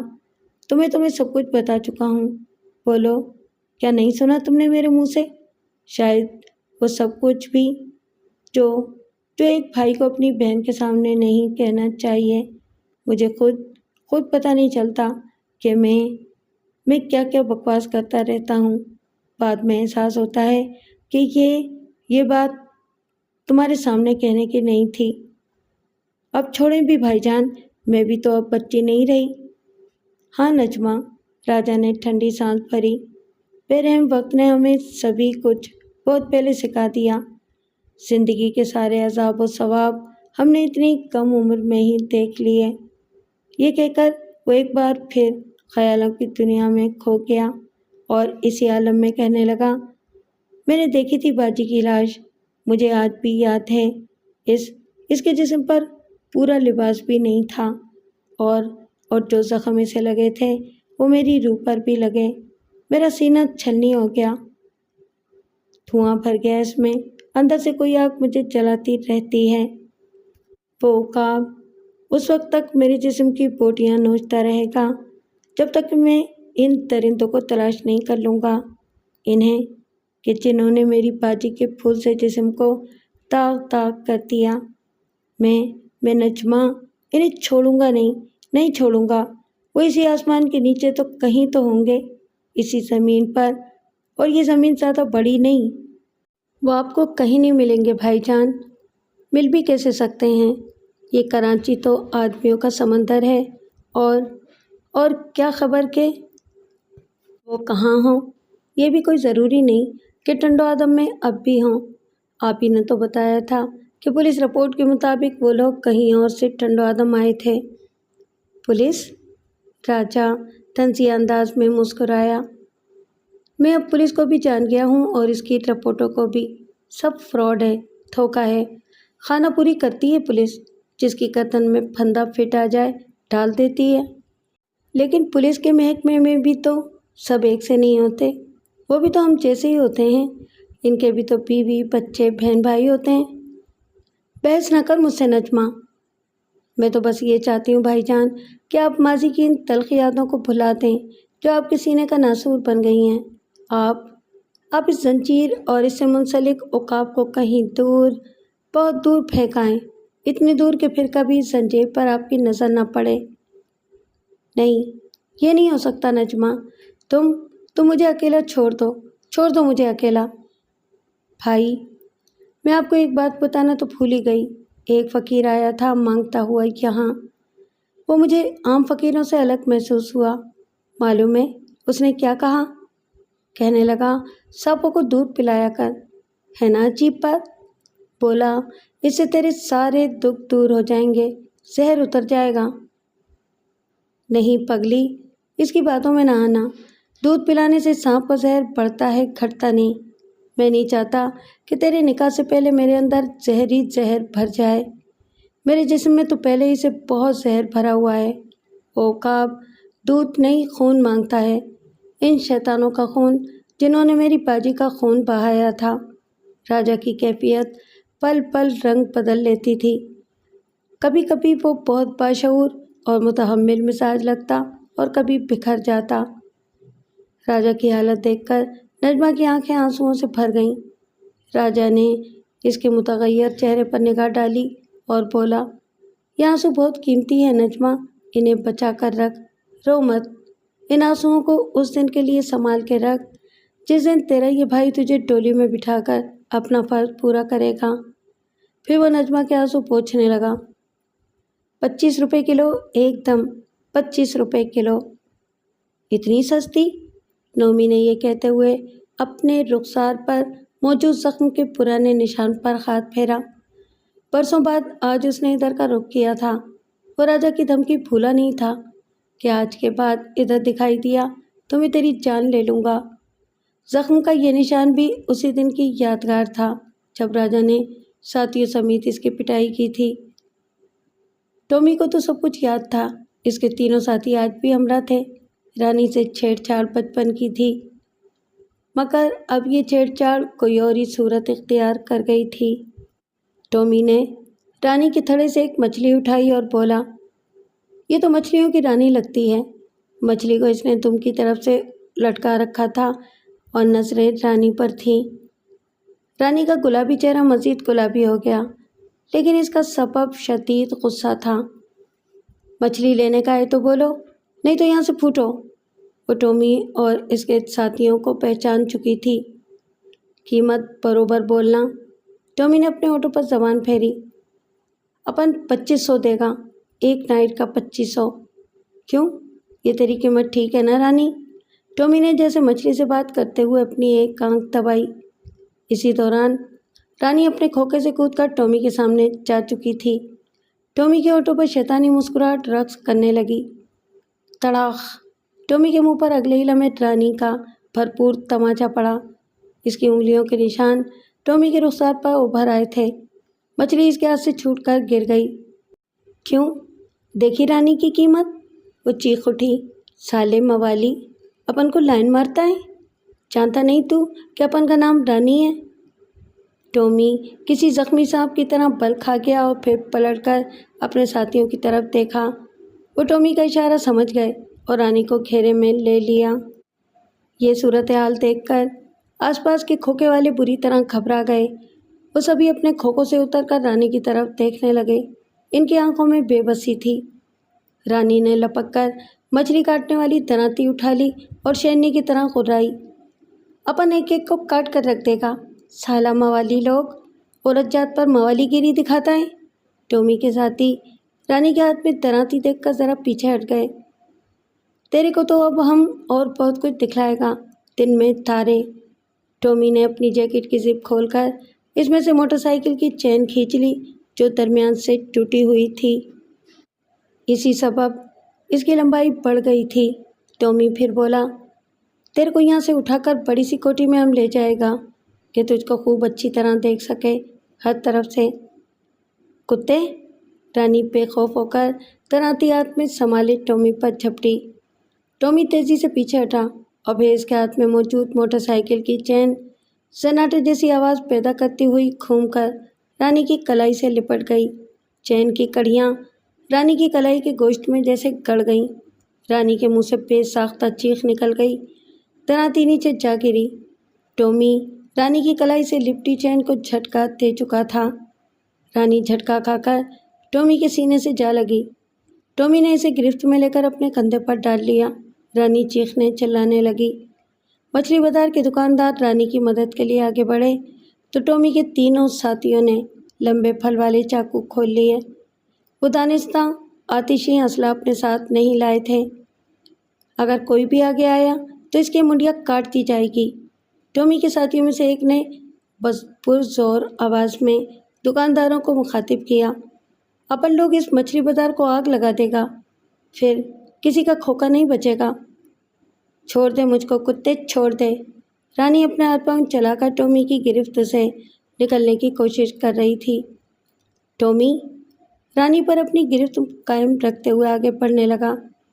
مچھلی بازار کے دکانداروں کے چہرے بجھ گئے۔ انہیں کریم چاچا یاد آیا جس نے رانی کو پالا تھا۔ چند ہی ماہ پہلے اس کا انتقال ہوا تھا۔ اس وقت وہ ہوتا تو جانے اس کے دل پر کیا گزرتی۔ یقیناً وہ ان غنڈوں کے ہاتھوں مارا جاتا۔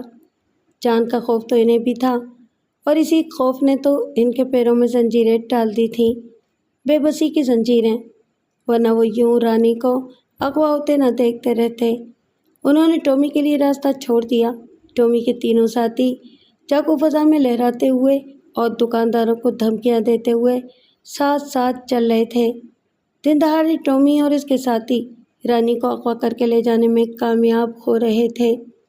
ٹومی کے قدم اب تیزی سے اس سمت اٹھتے جا رہے تھے جدھر وہ مین روڈ پر پہنچ سکتا تھا۔ وہ ابھی کھوکھوں کے درمیان سے نکلا ہی تھا کہ ٹھٹک کر رک گیا۔ ایک نوجوان نے اس کا راستہ روک لیا تھا۔ وہ دراز قد اور مضبوط جسم کا نوجوان اپنے مخصوص انداز میں کولوں پر ہاتھ رکھ کے کھڑا تھا۔ اس کے دانت سختی سے ایک دوسرے پر جمے تھے، ناک کے نتنے پھول اور پچک رہے تھے، اس کی آنکھیں سرخ ہوتی جا رہی تھیں۔ کون ہے تو؟ ٹومی چیخا۔ راستے سے ہٹ جا، نہیں تو تیری منڈیاں کٹ جائے گی۔ لگتا ہے تو مجھے بھول گیا ٹومی، نوجوان سپاٹ آواز میں بولا۔ حرام خور کی اولاد، ورنہ جب بھی تو اپنا چہرہ آئینے میں دیکھتا ہوگا تجھے میری یاد تو ضرور آتی ہوگی۔ ٹومی کو اس نوجوان کی طرف متوجہ دیکھ کر رانی نے موقع سے فائدہ اٹھایا اور تڑپ کر گرفت سے نکل گئی۔ وہ بھاگ کر نوجوان کے پیچھے پہنچ گئی تھی۔ ٹومی اپنے زخم کے نشان پر ہاتھ پھیرنے لگا، پھر اس کے ہونٹ ہلے۔ تو وہ تو نہیں جو اپن کو بیلٹ کا بکل مارا تھا؟ آخر پہچان گیا نا مجھے؟ ہاں، میں وہی راجا ہوں جس نے تجھے اور تیرے ان چمچوں کو برسوں پہلے یہاں سے مار کے بھگا دیا تھا۔ یاد کر حرام خور کہ میں نے اس وقت اسے کہا تھا کہ اب یہاں دکھائی دیا تو جان سے مار دوں گا۔ یاد آ گیا، مگر آج تو ہمارے ہاتھوں سے زندہ نہیں بچے گا راجا، اپن لوگ آج تیرا کام اتار کر جائے گا۔ یہ کہتے ہی ٹومی نے اپنے ہاتھ پر لپٹی ہوئی آہنی چین کو مخصوص انداز میں گھماتے ہوئے راجا پر دھاوا بول دیا۔ راجا نے اپنے پیچھے کھڑی ہوئی رانی کو دھکا دے کر پیچھے کیا اور ٹومی کی چین پکڑنا چاہی، مگر وہ کامیاب نہ ہو سکا۔ ٹومی کی چین کی ضرب اس کے جسم پر بار بار پڑتی رہی، لیکن کوئی ضرب اتنی شدید نہیں تھی کہ راجا کا مضبوط جسم اسے برداشت نہ کر پاتا۔ راجا ایک مرتبہ لڑکھڑایا ضرور، مگر فوراً ہی سنبھل گیا۔ اب وہ یہ کوشش کر رہا تھا کہ آہنی چین کی زد میں نہ آئے۔ اس وقت تک ٹومی کے تینوں ساتھی راجا پر جھپٹ چکے تھے۔ انہی میں سے ایک کے چاقو کی نوک بجتے بجتے بھی راجا کے ایک شانے کی کھال کو چیر گئی۔ راجا تیزی سے زمین پر لیٹ گیا۔ اسی کے ساتھ راجا کی ایک ٹانگ گھوم کر لاٹھی کی طرح اس بدماش کے چہرے پر پڑی جس کے چاقو نے اسے زخمی کر دیا تھا۔ وہ بدماش لڑکھڑا کر ٹومی سے ٹکرایا۔ باقی دو بدماشوں نے بیک وقت راجا پر وار کرنا چاہا، مگر اس نے دونوں بدماشوں کی چاقو والی کلائیاں تھام کر دائیں بائیں جھٹکے دیے۔ وہ دونوں کچھ فاصلے پر موجود ایک کھوکے سے ٹکرائے۔ سڑاک! ٹومی کی آہنی چین گھومی۔ وہ نہیں چاہتا تھا کہ راجا سنبھل سکے۔ راجا پھرتی سے جھکائی دے کر چین کا وار بچا گیا جو گھوم کر ٹومی ہی کے ایک ساتھی کے جسم سے ٹکرایا۔ ٹومی اپنا ہی بار اپنے ایک ساتھی پر ہوتے ہوئے دیکھ کر بھنا گیا۔ اس نے چین واپس گھمانی چاہی، اسی لمحے راجا نے چین تھام لی اور اسے اتنی زور کا جھٹکا دیا کہ ٹومی زمین چاٹنے پر مجبور ہو گیا۔ زنجیر اب راجا کے ہاتھ میں آ چکی تھی۔ راجا زنجیر کو تھامے اچھلا اور درمیانی فاصلہ قائم کر لیا۔ اب راجا کے ہاتھ میں موجود چین ٹومی اور اس کے ساتھیوں پر برس رہی تھی۔ وہ چاروں بوکھلا گئے۔ راجا کبھی پیچھے ہٹتا، کبھی آگے بڑھتا اور ان بدماشوں کو بچنے کا موقع نہ دیتا۔ یہی موقع تھا کہ جب مچھلی بازار کے دکانداروں کے خون میں بھی ابال آ گیا۔ وہ اپنے اپنے پتھاروں سے درانتیاں اٹھا کر بدماشوں کی طرف دوڑے جن سے چند لمحے پہلے تک وہ خوف زدہ تھے۔ ایک تو راجا کی گھومتی ہوئی زنجیر کی زد سے بچنے کی کوشش، دوئم بپھرے ہوئے دکاندار۔ ٹومی اور اس کے ساتھی جی ہار بیٹھے۔ وہ سڑک تک پہنچنے کے لیے دوڑے۔ راجا نے ان کے پیچھے جانے کو قدم اٹھائے ہی تھے کہ رانی نے اسے روک دیا۔ راجا کا ایک شانہ یوں بھی زخمی تھا جس سے خون بہہ کر قمیص کو داغدار کر رہا تھا۔ رانی نے باوجرت اپنی ساری کا پلو پھاڑا اور کپڑا راجا کے زخم پر کس کر باندھ دیا تھا تاکہ اخراج خون رک جائے۔ ٹامی اور اس کے ساتھی اس عرصے میں سڑک تک پہنچ کر ارد گرد کی گلیوں میں غائب ہو چکے تھے۔ زخمی راجا کو دکانداروں نے چاروں طرف سے گھیر لیا اور پھر مختلف آوازیں آنے لگیں۔ راجا، اے راجا، اسپتال چلو راجا۔ راجا جواب میں ہاتھ ہلا کر بولا، کچھ نہیں، اتنے سے زخم کی خاطر میں اسپتال جا کر نہیں پڑ سکتا۔ زخم گہرا نہیں ہے، پھر بھی میں دوا لگا لوں گا۔ دکاندار کچھ مطمئن ہو گئے۔ پھر کسی نے کہا، تم اگر وقت پر نہیں آتے تو وہ بدمعاش رانی کو اٹھا لے جاتے۔ راجا کے چہرے کا رنگ بدل گیا اور لہجہ بھی۔ کیا تم سب لوگ مر گئے تھے؟ تم لوگ صبح سے شام تک اپنی دراتی سے مچھلیوں کے ٹکڑے کرتے رہتے ہو۔ تمہارے ہاتھوں اور کپڑوں پر خون ہوتا ہے۔ عام آدمی تمہیں دیکھ کر کسائی سمجھتا ہے۔ تم نے کبھی پانی سے باہر تڑپتی ہوئی زندہ مچھلیوں کو کاٹتے ہوئے رحم کھایا؟ کل اگر خدا نہ کرے وہ بدمعاش تمہاری بہن بیٹی کو اٹھا لے جائیں تو کیا تمہارا خون جوش نہیں مارے گا؟ تمہیں تو چوڑیاں پہن لینی چاہیے۔ سبھی دکانداروں کے سر شرم سے جھک گئے۔ راجا کہہ رہا تھا، تم نے مجھے مچھلی بازار کی یونین کا صدر چنا ہے۔ تم لوگوں کے پسینے کی جگہ میں خون بہانے کو تیار رہتا ہوں۔ آج تم لوگوں کی بزدلی دیکھ کر مجھے اس پر شرمندگی محسوس ہوئی کہ تمہاری یونین کا صدر ہوں۔ میں اس عہدے سے استعفیٰ دے دوں گا۔ دکاندار معافی مانگنے لگے۔ اب ہم کبھی بھی بزدلی کا ثبوت نہیں دیں گے۔ اگر تم نے استعفیٰ دیا تو ہم یہ بازار ہی چھوڑ کر کہیں اور چلے جائیں گے۔ ہم کو معافی دے دو راجا۔ شیطانوں سے ٹکرانا سیکھ عبدل بھائی۔ راجا ایک دکاندار کے کندھے پر ہاتھ رکھ کر بولا، ہم لوگ شریف ہیں، انسان ہیں، درندے نہیں، لیکن ہر چیز کی ایک حد ہوتی ہے۔ ایسی شرافت اور انسانیت کس کام کی جو آدمی کو بزدل بنا دے؟ پھر تو ہمیں انسان کہلوانے کا بھی حق نہیں۔ کوئی بھی شیطان اگر ہم پر ظلم توڑتا ہے تو اس سے ٹکرانا ہمارا فرض ہے، یہ ہمارا دھندا ہے۔ ہم حق حلال کی روزی کھاتے ہیں تاکہ ہماری جھگیوں کے چولہے چلتے رہیں۔ ہمیں کسی سے ڈرنا نہیں۔ رزق دینے والی ذات اللہ کی ہے، کوئی کسی کا رزق چھین نہیں سکتا، لیکن اس کے لیے جدوجہد ضروری ہے، ایکا ضروری ہے۔ ہم ایک دوسرے کے دکھ سکھ میں شریک ہو کر ہی، ایک دوسرے کا ہاتھ تھام کر ہی اس مچھلی بازار کی حفاظت کر سکتے ہیں، اور ہمیں یہی کرنا بھی چاہیے۔ تم تو وکیل کے پاس گئے تھے راجا، عبدل نے کہا۔ وکیل کیا کہتا ہے؟ ہمارا وکیل کہتا ہے کہ ہمیں ایک ہو کر مچھلی بازار پر اپنا قبضہ برقرار رکھنا چاہیے۔ اگر ہم نہیں دبے تو سیٹھ ملک مظفر ہمارا کچھ نہیں بگاڑ سکتا۔ یہ بھی معلوم ہوا ہے کہ سیٹھ نے کوئی چکر چلا کر اس سرکاری زمین کو اپنے نام کرایا ہے۔ قانونی طور پر جب تک ہم اس زمین پر قابض ہیں، ملک مظفر کا اس پر کوئی حق نہیں۔ اس زمین پر برسوں سے مچھلی بازار قائم ہے، یہ ہماری جائیداد ہے، کسی سیٹھ کی نہیں۔ اس مچھلی بازار کے ہم مالک ہیں، ہمارا قبضہ ہی قانونی طور پر ہمیں اس کا مالک ظاہر کرتا ہے۔ حکومت غریبوں کو زمینیں دینے کا پروپیگنڈا کرتی ہے، کچھ زمینیں غریبوں کو مل بھی جاتی ہیں، مگر ہر موڑ پر ایک ملک مظفر بیٹھا ہے جو اپنے مال و دولت اور اثر و رسوخ کے بل پر غریبوں کا حق ڈکار جاتا ہے۔ دعووں اور عمل میں فرق ہے۔ بولو، اس بھرے پورے شہر میں کتنی کچی آبادیاں ہیں، کتنوں کو مالکانہ حقوق ملے؟ ڈھول زیادہ پٹتا ہے، پول کوئی نہیں کھولتا۔ اگر ہم نے خوفزدہ ہو کر یہ جگہ چھوڑ دی تو اس پر ملک مظفر کا قبضہ ہو جائے گا۔ کئی آوازیں ایک ساتھ ابھریں کہ ہم نہیں ڈریں گے، یہ بازار ہماری روزی کا ذریعہ ہے، ہم اپنی روزی روٹی کے لیے جان بھی دے دیں گے۔ پھر یوں ہوا کہ ملک مظفر نے مچھلی بازار کی زمین پر قبضہ کرنے کے لیے دوسرے حربے آزمانے شروع کر دیے۔ راجا اس کے پیچھے لگ گیا اور ایک نئی بات معلوم ہوئی۔ ملک مظفر اکیلا نہیں تھا، وہ ایک گروپ آف انڈسٹریز تھا جس میں 4 سیٹ شریک تھے، اور انہی میں ٹنڈو آدم کا سیٹ داراب بھی شامل تھا۔ یہ معلوم ہونے کے بعد راجا کی آنکھوں میں وہ منظر گھوم گیا کہ جب اس نے سیٹھ داراب کا دامن پکڑ لیا تھا۔ اس کی بڑی بہن سمینا سیٹھ ہی کے کارخانے میں تو کام کرتی تھی۔ اس کا ذہن کڑیاں جوڑنے لگا، مگر وہ کسی نتیجے پر پہنچنے سے پہلے ہی ایک اور معاملے میں الجھ گیا۔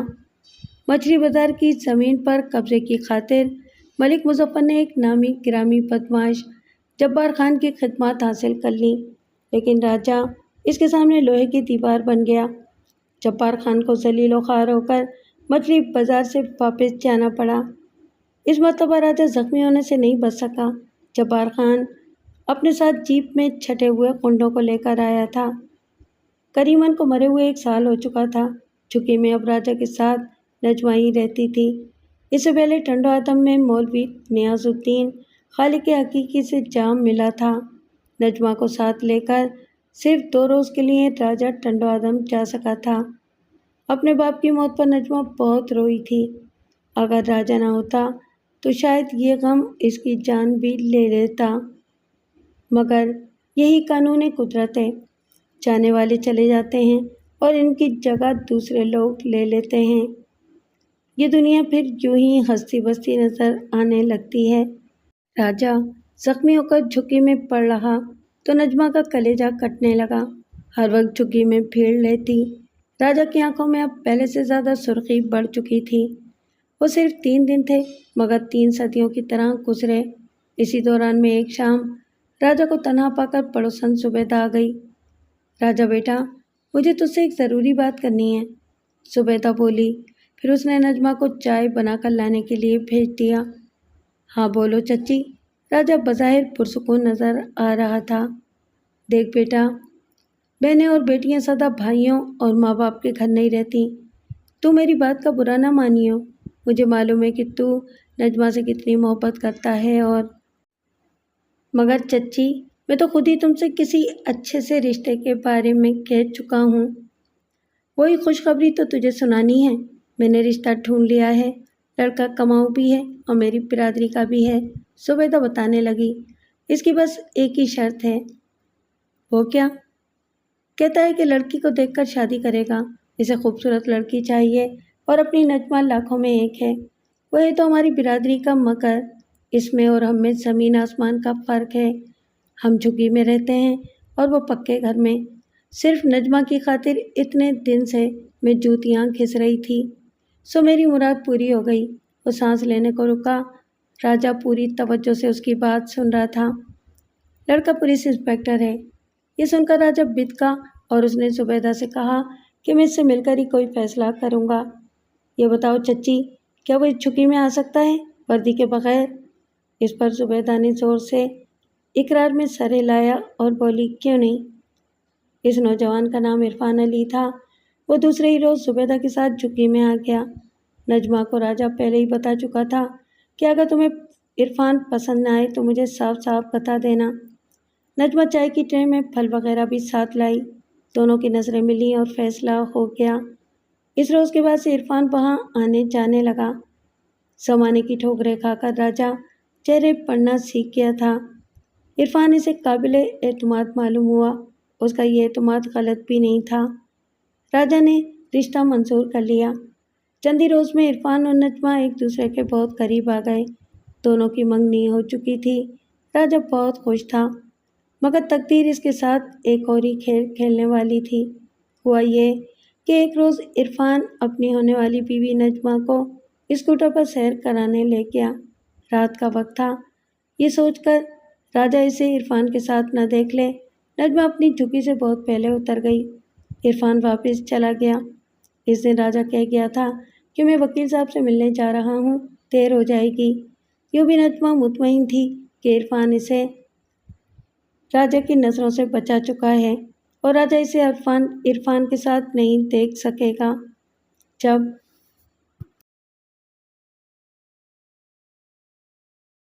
اس دن راجہ کہہ گیا تھا کہ میں وکیل صاحب سے ملنے جا رہا ہوں، دیر ہو جائے گی۔ یوں بھی نجمہ مطمئن تھی کہ راجہ اسے عرفان کے ساتھ نہیں دیکھ سکے گا۔ جب عرفان کے اسکوٹر کی آواز معدوم ہو گئی تو نجمہ مچھلی بازار کے میدان کو عبور کرتی ہوئی اپنی جھگی کی طرف بڑھی۔ نیم تاریکی میں کسی نے اسے گھیر لیا۔ नजमा के लिए ये समझना दुश्वार नहीं था कि इस अजनबी का क्या मकसद हो सकता है।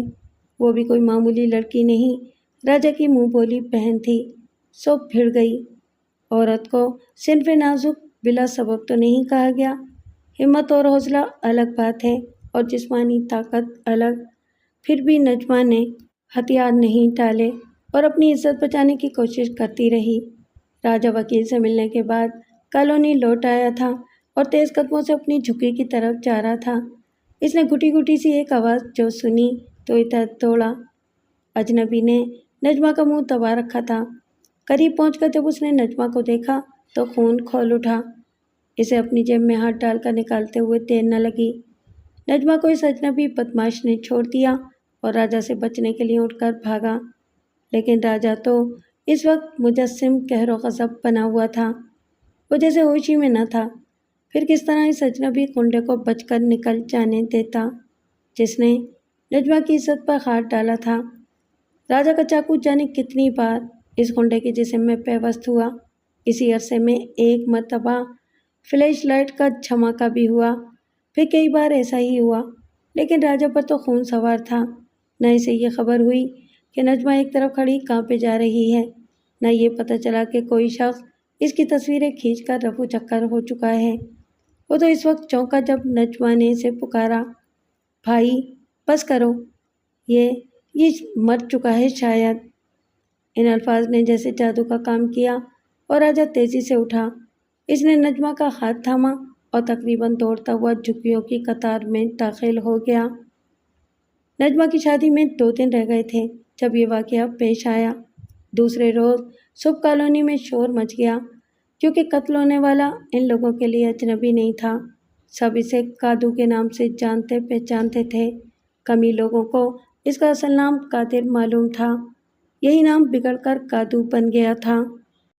जिस रोज़ शाम को इरफान अली से नजमा का निकाह होने वाला था, सेठ मलिक मुजफ्फर का एक आदमी अकेले में राजा से मिला और इसे कुछ तस्वीरें दिखाईं। इन तस्वीरों में वो कादिर पर चाकू से वार कर रहा था। ये तस्वीरें करीब से खींची गई थीं। इनमें कातिल और मकतूल के चेहरे बिल्कुल वाज़ेह थे। तस्वीरें देखकर राजा के होश गुम हो गए। ना वो पकड़े जाने से खौफज़दा था और न फांसी के फंदे से। इसे तो नजमा की फ़िक्र थी और ये गम था कि अब वो अपनी बहन समीना के कातलों तक नहीं पहुंच सकेगा। राजा को इस आदमी ने बताया कि मलिक साहब तुमसे फ़ौरन मिलना चाहते हैं। मैं अभी चलता हूँ। राजा ने फ़ौरन आमदगी ज़ाहिर कर दी। वो बात की तह तक पहुँच गया था। कार में बैठकर वो सेठ के दफ्तर पहुँच गया, जहाँ इसके और सेठ के सिवा कोई नहीं था। क्या चाहते हो सेठ? राजा ने सेठ को घूर कर देखा। जवाब में सेठ ने कुछ कहा नहीं और मुस्कुराते हुए चंद कागजात मेज़ पर रख दिए। इसी वक्त मलिक मुजफ्फर के कमरे का दरवाज़ा खोलकर 2 अफराद और दाखिल हुए। वो भी मलिक मुजफ्फर की तरह चेहरों से शैतान की तस्वीर थे। राजा ने इन्हें मुड़कर देखा। इनमें से एक का नाम सेठ महमूद था और दूसरे का नाम सेठ दिलनवाज खान। दोनों ही राजा के लिए अजनबी नहीं थे। दस्तखत कर दो बच्चा। सेठ दिलनवाज खान की आवाज़ कमरे में पहली बार गूंजी। और तुम्हें यह भी नहीं भूलना चाहिए राजा कि आज तुम्हारी मुँह बोली बहन नजमा की शादी है। ये सेठ महमूद था जो शेरवानी पहने हुए था। हम इस वक्त और इसी कमरे में तुम्हें गोली मार सकते हैं, मगर ये तो कोई गल ना हुई। पुलिस को भी हम तुम्हारे कातिल होने के सबूत दे सकते हैं, पर छट्टो खाक डालो। इस मर्तबा मलिक मुजफ्फर ने इसे मुखातिब किया। तुम ये कागजात ले जाओ, लेकिन पहले इन पर हमारे सामने दस्तखत कर दो। फिर अपनी यूनियन के दूसरे अहदेदारों से दस्तखत करा दो। हमारा एक आदमी तुम्हारे साथ जाएगा। इसी वक्त इसे कागजात देना। बोलो मंजूर है? राजा ने अमलन जवाब दिया और इन कागजात पर दस्तखत कर दिए। फिर सपाट लहजे में बोला, मैंने मछली बाज़ार की ज़मीन से दस्तबरदारी के लिए दस्तखत करती हैं, लेकिन यूनियन के बकिया अहदेदारों से शाम को दस्तखत कराऊंगा। एतबार है? तीनों सेठों ने एक दूसरे को मायना खेज नज़रों से देखा और फिर इकरार में सर हिल गए। बच्चा, ये ध्यान रखना कि फांसी का बंदा तुम्हारे सामने लटक रहा है। हमारा एक इशारा तुम्हें फांसी घर तक पहुंचा सकता है। دل نواز خان نے کہا۔ پھر وہی ہوا جو تینوں شیطان چاہتے تھے۔ راجا نے نجمہ کی شادی میں آئے ہوئے اپنے سبھی ساتھیوں سے ان کاغذات پر دستخط کرا لیے۔ اپنے ساتھیوں کو اس نے یہ بتایا تھا کہ مچھلی بازار کی زمین اب وہاں بسنے والے تمام افراد کی ملکیت ہو جائے گی۔ نجمہ فدا ہو گئی اور کاغذات سیٹوں تک پہنچ گئے۔ اگلے روز ٹومی اور اس کے گرگے مچھلی بازار پہنچ گئے۔ ان کے ساتھ پولیس بھی تھی اور کھوکے گرانے کے لیے بلڈوزر بھی۔ پولیس اور سرکاری عملہ اپنے کام میں لگ گیا۔ بلڈوزر جب کھوکھوں کی طرف بڑھنے لگے تو دکانداروں نے احتجاج کیا۔ یہ نہیں ہو سکتا، زمین ہماری ہے۔ راجا نے کر لی تو ہم سے۔ دوسرے شخص کے بقیہ الفاظ ٹومی کے کہے میں دب گئے۔ پھر وہ بولا، کون راجا؟ چوہا نا؟ اب یہ زمین اپن لوگوں کا ہے۔ راجا بک گیا۔ سیٹ لوگ اس کو لمبا مال دے کے خرید لیا۔ ٹومی کے ایک ساتھی نے گرا لگائی، راجا کو اور ادھر لاؤ نا، کائی کو چھپ گیا سالا۔ مچھلی بازار کے سارے کھوکے والے آپے سے باہر ہو گئے۔ وہ جان دینے پر تیار تھے، زمین پر قبضہ نہیں۔ کچھ سمجھدار بوڑھے لوگوں نے انہیں سمجھایا کہ پہلے راجا سے تو بات کر لو۔ انہیں اب تک یقین نہیں آ رہا تھا کہ ان کا راجا بک سکتا ہے۔ ان لوگوں کو سیٹ کے آدمیوں نے یہ بھی بتا دیا کہ گزشتہ شام کو راجا نے جن کاغذات پر دستخط کرائے تھے وہ زمین سے دستبرداری کے تھے۔ بپھرا ہوا ہجوم راجا کی چکی تک پہنچا۔ دروازہ بند کیے راجا اندر گمسم سا بیٹھا تھا۔ بارہا پکارے جانے پر بھی جب راجا نے کوئی جواب نہیں دیا تو جھکی کا دروازہ توڑ دیا گیا۔ وہ راجا کو باہر گھسیٹ کر لائے۔ غریب آدمی کی روزی پر ضرب پڑتی ہے تو بھئی یہی ہوتا ہے، اسے کچھ نظر نہیں آتا، نہ کوئی رشتہ دار نہ کوئی تعلق دار۔ ٹومی اور اس کے ساتھی اسی موقع کی تلاش میں تھے۔ راجا کو لہو لہان کرنے والوں میں سب سے آگے۔ راجا کو وہ گنڈے اٹھا کر لے گئے۔ آج انہیں روکنے والا کوئی نہیں تھا۔ وہ راجا کو لبے دم کر کے مین روڈ پر نالے میں پھینک گئے اور بھول گئے کہ موت زندگی اللہ کے ہاتھ میں ہے۔ کوئی بھی اپنے موت کے مقررہ وقت سے پہلے نہیں مر سکتا۔ پیشہ ور گنڈا جبار خان بھی راجا کی طرف سے غافل نہیں تھا۔ اسے معلوم تھا کہ راجا کے ساتھ کیا کھیل کھیلے جانے والا ہے۔ جس طرح لوگوں کے چہرے ایک دوسرے سے نہیں ملتے، ذہن بھی مختلف ہوتے ہیں۔ نہ سارے گنڈے ایک جیسے ہوتے ہیں اور نہ ہی شریف آدمی۔ کچھ ایسا ہی معاملہ جبار خان کا بھی تھا۔ وہ ایک نمبر گنڈا تھا، مگر اس میں ایک عجیب ادا بھی تھی۔ دلیر لوگوں کی وہ قدر کرتا تھا۔ ہر چند کے راجا نے اسے بہت ذلیل کر کے مچھلی بازار سے نکالا تھا، مگر وہ راجا کو پسند کرتا تھا۔ یہی وجہ تھی کہ وہ نیم مردہ راجا کو نالے سے نکال کر اپنی جیپ میں ڈال کر لے گیا۔ راجا کو جب طبی امداد ملنے کے بعد ہوش آیا تو وہ دنگ رہ گیا۔ جبار خان نے اسے بتایا، میں پہلے سے وہاں موجود تھا کہ اگر تیرے کسی کام آ سکوں تو مجھے خوشی ہوگی۔ جبار خان کی نگہداشت اور دوا دارو سے راجا کے زخم جلد بھر گئے۔ اسے ایک نئی زندگی مل گئی۔ اس میں راجا کی قوت ارادی کو بھی خاصا دخل تھا۔ اسی عرصے میں راجا نے جبار خان کو اپنے دل کے زخم بھی دکھا دیے۔ تیرے ساتھ بڑا ظلم ہوا ہے راجا، جبار خان مرتے دم تک تیرا ساتھ دے گا۔ دو ہاتھ ملے اور اسی کے ساتھ دو دل بھی، دونوں ٹنڈو آدم پہنچ گئے۔ سیٹھ تاراب کے وہم و گمان میں بھی نہیں تھا کہ جس بچے کو برسوں پہلے اس نے کمتر جان کا دھتکار دیا تھا، کبھی دامن سے اس کا ہاتھ گریبان تک بھی پہنچ سکتا ہے۔ اسی رات سیٹھ تاراب کو انہوں نے اسی کے بڑے سے گھر میں کھیل لیا۔ وہ زنجیر جو سمینہ کی نشانی کے طور پر راجا اپنے دائیں بازو سے ہمیشہ باندھے رہتا تھا، اس نے کھولی اور سیٹھ کی آنکھوں کے سامنے لہرائی۔ یہ کیا ہے سائیں؟ سیٹھ تاراب خوف زدہ ہو کر پیچھے ہٹا۔ یہ تیری موت ہے۔ راجا نے سیٹھ کو گریبان سے پکڑ کر مسیری سے اٹھایا۔ پھر راجا اور جبار خان نے سیٹھ کو فٹ بال بنا لیا، لیکن انہیں علم نہیں تھا کہ یہی فٹ بال لڑک کر ان کی دسترس سے دور نکل جائے گی۔ سیٹھ تاراب زخمی ہونے کے باوجود اپنی خوابگاہ کے عقبی دروازے سے فرار ہونے میں کامیاب ہو گیا۔ وہ چاروں ڈیفنس کی ایک خوبصورت کوٹھی کے الگ تھلگ کمرے میں آرام دہ نشستوں پر بیٹھے تھے۔ سیٹھ تاراب کے چہرے پر یتیمی برس رہی تھی۔ میں کہتا ہوں اس کو مروا دو، وہ بہت خطرناک ہے، سیٹھ داراب کہہ رہا تھا۔ پر اے دسو، تم نے اسے کیوں زندہ چھٹ دیا تھا؟ ملک مظفر کی تیوریوں پر بل پڑ گئے۔ میں تو خود ادھر جان بچانے کو آیا ہوں، اس کو کیسے مروا دیتا؟ سب کچھ تو بول دیا ہے تم کو، پھر بھی بولتے ہو کہ؟ بولنے سے کچھ نہیں ہوتا بچہ سائیں، دل نواز خان نے اپنی پالتو مونچھوں پر ہاتھ پھیرا۔ ملک مظفر کا مطلب تم سمجھے نہیں۔ میری جان تاراب، بچپن ہی میں اسے قتل کرا دیتے تو آج یہ دن نہ دیکھنا پڑتا۔ سیٹھ محمود بول اٹھا۔ اس پر سیٹھ داراب بگڑ گیا تو بقیہ تینوں شیطانوں نے تیزی کے ساتھ اپنے اپنے ریوالور نکال لیے۔ ریوالوروں کی نالوں پر سائلنسر چڑھے ہوئے تھے۔ ہلا مت داراب، سیٹھ محمود منہ بگاڑ کر بولا، تم نے اپنے ساتھ ہمیں بھی بے نقاب کر دیا ہے۔ کتنے افسوس کی بات ہے کہ ایک معمولی سی لڑکی کے قتل کی وجہ سے ہماری زندگی کو بھی تم نے خطرے میں ڈال دیا۔ اب اس حرام خور لونڈے راجا کو قتل کرنے سے پہلے تمہاری زبان بند ہونی چاہیے۔ پھر ایک ساتھ 3 گولیاں چلیں اور ان میں سے ایک شیطان اپنے انجام کو پہنچ گیا۔ سیٹھ داراب کی لاش ٹھکانے لگانے کے لیے ٹومی کے حوالے کر دی گئی۔ ٹومی کو یہ خبر نہیں تھی کہ رانی بھی سائے کی طرح اس کے پیچھے لگی ہوئی ہے اور کسی ایسے موقع کی تلاش میں ہے جب اسے رنگے ہاتھوں پکڑوا سکے۔ لیکن دل کی حسرت دلی میں رہ گئی۔ عیار ٹومی نے اسے دیکھ لیا، پھر بھلا وہ کیسے بچ کر نکل جاتی؟ سیٹھ داراب کی لاش کے پیروں سے پتھر باندھ کر اسے سمندر میں پھینک دیا گیا۔ رانی بھی اسی موٹر بوٹ میں بندھی پڑی تھی۔ ٹومی دانستہ اسے اپنے پیچھے لگا لایا تھا۔ موٹر بوٹ ویران ساحل پر ایک جگہ رکی۔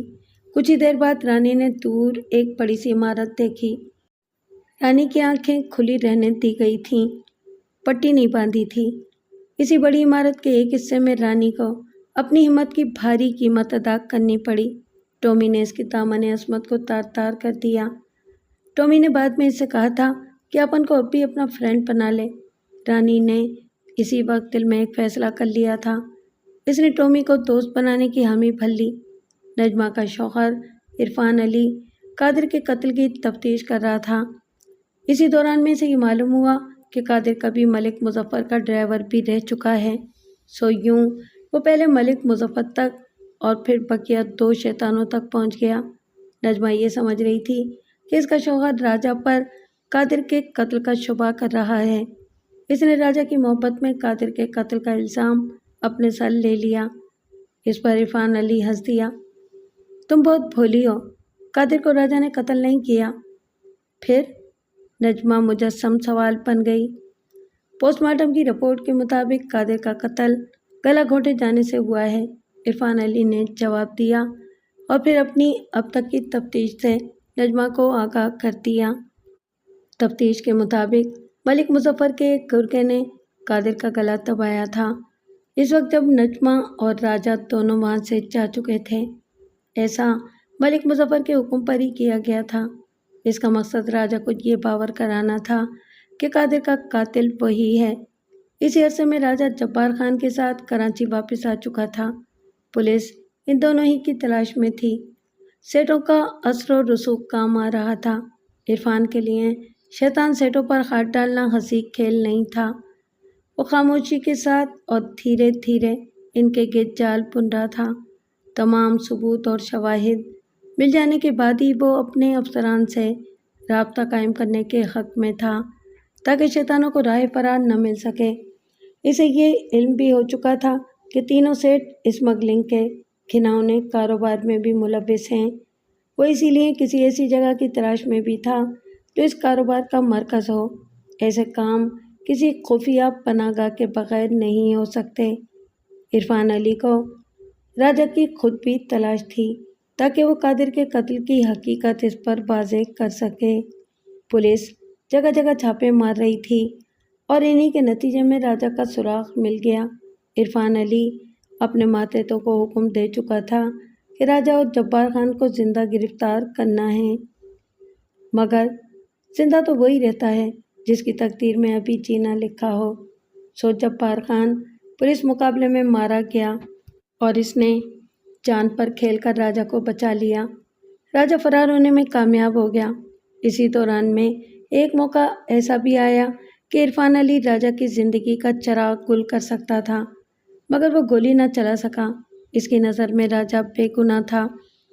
راجہ نے اپنے لیے ایک پناہ گاہ ڈھونڈی لی۔ وہ ایسی جگہ تھی جہاں اس کے لیے کوئی خطرہ نہیں تھا۔ ایک ٹریڈ یونین کے وفادار ساتھی نے اس سے پیمانے وفا نبھایا تھا۔ اس نے وہیں سے موبائل فون پر ملک مظفر سے رابطہ قائم کیا۔ وہ فون پر ملک مظفر کو یہ بتا رہا تھا کہ میں اپنی سمینہ باجی کے قاتلوں کو زندہ نہیں چھوڑوں گا۔ منڈیا، پہلے اپنی بہن کو تو بچا لے، وہ ہماری قید میں ہے۔ تیرا بہنوئی ہماری راہ پر لگ گیا تھا تو مجبوراً اس کی بیوی کو اٹھوا۔ کیا بکواس کر رہا ہے تو؟ راجہ چیخ اٹھا۔ دیکھ، غصہ کرے گا تو گھاٹے میں رہے گا، سودا کر لے ہم سے۔ منوڑا پہنچا، وہاں تجھے کشتی سے اترتے ہی ہمارا ایک آدمی مل جائے گا، وہ تجھے پہچانتا ہے۔ ملک صاحب، میں آ رہا ہوں ابھی، آ جا۔ دوسری طرف سے ریسیور رکھ دیا گیا۔ راجہ منوڑا جانے کے لیے روانہ ہو گیا۔ اب اس کے پاس ایک ماؤزر بھی تھا۔ اسے یہ علم نہیں تھا کہ جہاں ملک مظفر نے بلایا ہے وہاں رانی بھی ہوگی، جو ٹومی کو شیشے میں اتار رہی تھی۔ ٹومی کو اس مرحلے تک لے آئی تھی کہ ذرا ہوشیاری سے کام لے کر کسی بھی وقت فرار ہو سکے۔ اسے کسی مناسب موقع کی تلاش تھی اور وہ موقع اسے مل گیا۔ عمارت کے اس حصے میں ایک بوڑھے چوکیدار کے سوا کوئی نہیں تھا۔ اسے بس اتنا پتہ چلا تھا کہ جرائم پیشہ سیٹوں نے کسی خاص مقصد کی خاطر اپنے تمام گرگوں کو طلب کر لیا ہے۔ اس عمارت کو وہ لوگ اسمگلنگ کے لیے استعمال کرتے تھے۔ لمحات خود فراموشی میں وہ ٹومی کی زبان کھلوا چکی تھی۔ اسے سب کچھ معلوم ہو گیا تھا۔ یہ معلومات بہت قیمتی تھیں۔ وہ کسی بھی طرح عرفان علی تک پہنچنا چاہتی تھی۔ ادھر رانی اس عمارت سے فرار ہو کر عرفان علی تلک پہنچی اور پولیس فورس کے ساتھ دوبارہ واپس ہوئی۔ ادھر راجہ وہاں پہنچ گیا۔ پھر اس کی آنکھوں سے ایک پردہ اور ہٹ گیا۔ ملک مظفر اور اس کے تینوں ساتھیوں کی ڈور ایک ملک دشمن کے ہاتھ میں تھی۔ گوری چمڑی والے شخص کا نام ایڈورڈ تھا۔ اسے کام چلاؤ اردو بولنا بھی آتی تھی۔ پھر جو کچھ ہوا بہت تیزی سے ہوا۔ معلوم نہیں کیوں جرائم پیشہ افراد کو کھلی جگہ پسند آتی ہے۔ شاید اس کی وجہ یہ ہو کہ یہاں وہ دور دور تک نظر رکھ سکتے ہیں۔ وہ مارکا بھی عمارت سے کچھ فاصلے پر گرم ہوا۔ تینوں سیٹ اس وقت وہاں موجود تھے اور ان کا غیر ملکی آقا بھی۔ دوری سے ملک مظفر نے ایڈورڈ کا تعارف راجہ سے کرایا۔ یہ بچہ بڑا کام کا ہے۔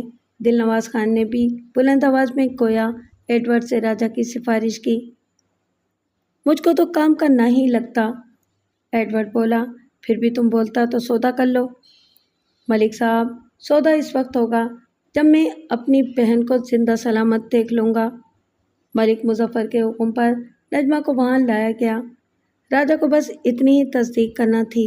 اس کی آنکھوں میں سرخی اتر آئی اور اس وقت رانی دور سے دوڑتی ہوئی ادھر آئی۔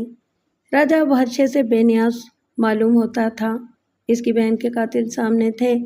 اس نے بہت اطمینان کے ساتھ مگر انتہائی تیزی سے اپنی جیب میں ہاتھ ڈالا اور ماؤزر نکال لیا۔ رانی عرفان علی اور پولیس فورس کو پیچھے چھوڑ آئی تھی جو مورچے سنبھال رہی تھی۔ عقابی نظروں والے دل نواز خان نے راجہ کو جیب سے ماؤزر نکالتے دیکھ لیا تھا۔ راجہ پر پہلا فائر اسی نے کیا۔ پھر ملک مظفر اور سیٹ محمود بھی آگ برسانے لگے۔